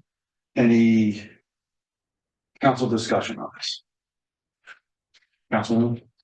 I would just comment that this is another fee ordinance, and so related to the prior fee ordinance, I appreciate it's been bifurcated to enable the mayor's recusal. I do want to note that earlier this evening, there's been discussion about the need for a strategic plan and really a more comprehensive and rational approach to the fee structures for the township pool. We also did hear about the rescue squad budget, and which only really includes a clothing allowance. I think that over time, it should be evaluated whether or not the actual pool memberships for the rescue squad members should be a budget line item. And since that's not the case right now, I think that's another flaw in the fee structure. If the township is determining that these customers don't have to pay the utility fee, then that should be covered by the municipality. But that's not currently how it's structured. Thank you. Thank you, council. Any other comments? Can you please call the roll? Councilwoman Holland, No. Councilwoman McGrath, Yes. Councilman Roman, Yes. Deputy Mayor McAvoy. Yes. I'm sorry, that motion passes 3-1 with 1 recused. And clerk, note that the mayor has resumed the chair. Please read the title of H6 into the record first reading.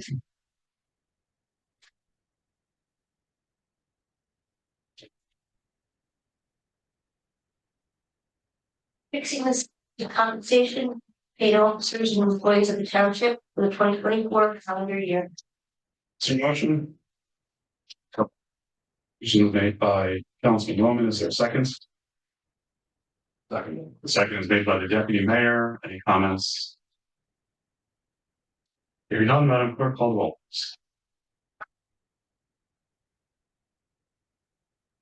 Councilman McGrath, Yes. Councilman Roman, Yes. Deputy Mayor McAvoy, Yes. Mayor Tamura, Yes. Mayor ordinance 2024 It passed, it's introduced at word one vote and will be published according to law. Public hearing to be held on March 11th. Thank you, Madam Clerk. Would you now please read the title of ordinance H7 into the record for first reading? Ordinance to amend chapter 18, committees, commissions, and boards, article 5. Parks and Recreation Advisory Committee to go to the township. Thank you, Madam Clerk. Is there a motion? So moved. Motion is made by Councilwoman McGrath. Is there a second? Second is made by Councilman Roman. Any comments? Councilwoman. Thank you. I propose that we change the term for the chair. Say chair? Yes, chair. The chair from 2 to 1 year term, as that is more consistent with the rest of our boards and committees where the chair serves at a 1 year term. Year to year, as we have new members of the committee that come on potentially every year. So I'm proposing that we change the 2 year term to a 1 year term. Do you have a motion on that? I have a motion to change the 2 year term to a 1 year term. Is there a second? I'll second. Any discussion on that change proposed by the motion by council? Keeps things. Okay, all those in favor? Aye. Anybody opposed? Motion's carried. The draft ordinance will be amended to read that the term is 1 year. Madam Clerk, would you call the roll on H7, please? Councilwoman Holland, Yes. Councilwoman McGrath, Yes. Councilman Roman, Yes. Deputy Mayor McAvoy, Yes. Mayor Tamura, Yes. Mayor. H7 will be numbered 2024-13, passed 5-0. An introduction and a public, it will be published according to law. Public hearing will be held on March 11th. And just for clarification, the current code right now doesn't have a term. I think 1 year is correct. I don't know why I put 2 in it. You. There's no. Anybody would like to do that job for 2 years in a row? They're absolutely welcome. Yeah. Elected. All right, okay, at this point, we're moving on to the consent agenda. This evening's consent agenda, we have 2 sets of minutes. Sorry, Mayor. Yes. I failed to give you guys the February 5th, so we'll. 1 set of minutes. Sorry. There's 1 set of minutes, there are 9 resolutions, and there is 1 license, for the. It's a liquor license expansion for Watchung Saints LLC. This would be to allow the 2 adjoining buildings to use the same liquor license, as is consistent with state law and previous judicial decisions on that topic. Somebody like to move the consent agenda? So moved. I heard I heard Councilman McGrath. Is there a second? I'll second. Second's made by the deputy mayor. This time I'm going to call for public comment on the consent agenda items only. Same public comment statement applies. But of course, one can only comments on the consent agenda. There no public comment. I'm going to close public comments. This time, is there any council discussion on the consent agenda? Hearing none, Madam Clerk, would you call the roll? Councilwoman Holland, Yes. McGrath, Yes. Councilman Woman, Yes. Deputy Mayor McAvoy, Yes. Mayor Tamura. There are K1, K9, including L1. And including 51. Thank you, Madam Clerk. We do have 1 item on the addendum tonight. This is this will be M1, which is a budget transfer within the Township Clerk's Department. Somebody please move M1. So Motion's made by the deputy mayor. Is there a second? Second. Second is made by Councilman Holland. At this time, I'll call for public comments on the M1 only. The same public comment statement applies.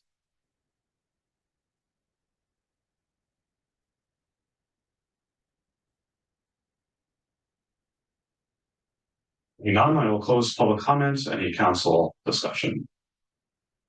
Hearing none, Madam Clerk, would you call the roll? Councilman Holland? Yes. Councilwoman McGrath? Yes. Councilman Roman? Yes. Deputy Mayor Mac? Yes. Mayor Tamburello? Yes. Mayor, number 2024-051. Thank you, Madam Clerk. We are moving to new unfinished business. The first item is the shared services MOU. Are you prepared to discuss this tonight, Mr. Bianco? It's prepared, it's going to the Board of Ed first. Okay. To look at the draft before it comes back in case there needs to be edits, but that is completed. And we resurrected an agreement dated for parking spaces in linear parking lots. It hasn't been reviewed for years. That's the HPW. Yes, so that'll be hopefully completed, so you'll be discussing this next month. Fantastic. Any other new business? All right, at this time, I will open for public comments on any agenda item. Same public comment statement applies. Great, just come on up, Mr. Schwartz. Thank you. Please say your name. Sure. Corey Shore, Verona. I just want to say thank you for the discussion on everything tonight, the pool fees and the recreational department. No matter, as we started the pool discussion several months ago, I felt that obviously the fees needed to be increased. So to sustain the pool, and it's going to take many, many years to sustain it. And so there are disagreements tonight, but I think no matter what the disagreements are as a community, we all need to move together to fix what we need to going forward. And I'm sure the rec committee will continue our work and try to come up with a long-term comprehensive plan. I agree with a lot of council members here. And that's something that we'll take into advisement. And if some fees were $15 more here, $200 there, I don't think it's really going to make a difference at this point. I think a comprehensive plan, as Councilwoman Holland said, I think that's a good strategic approach that we need.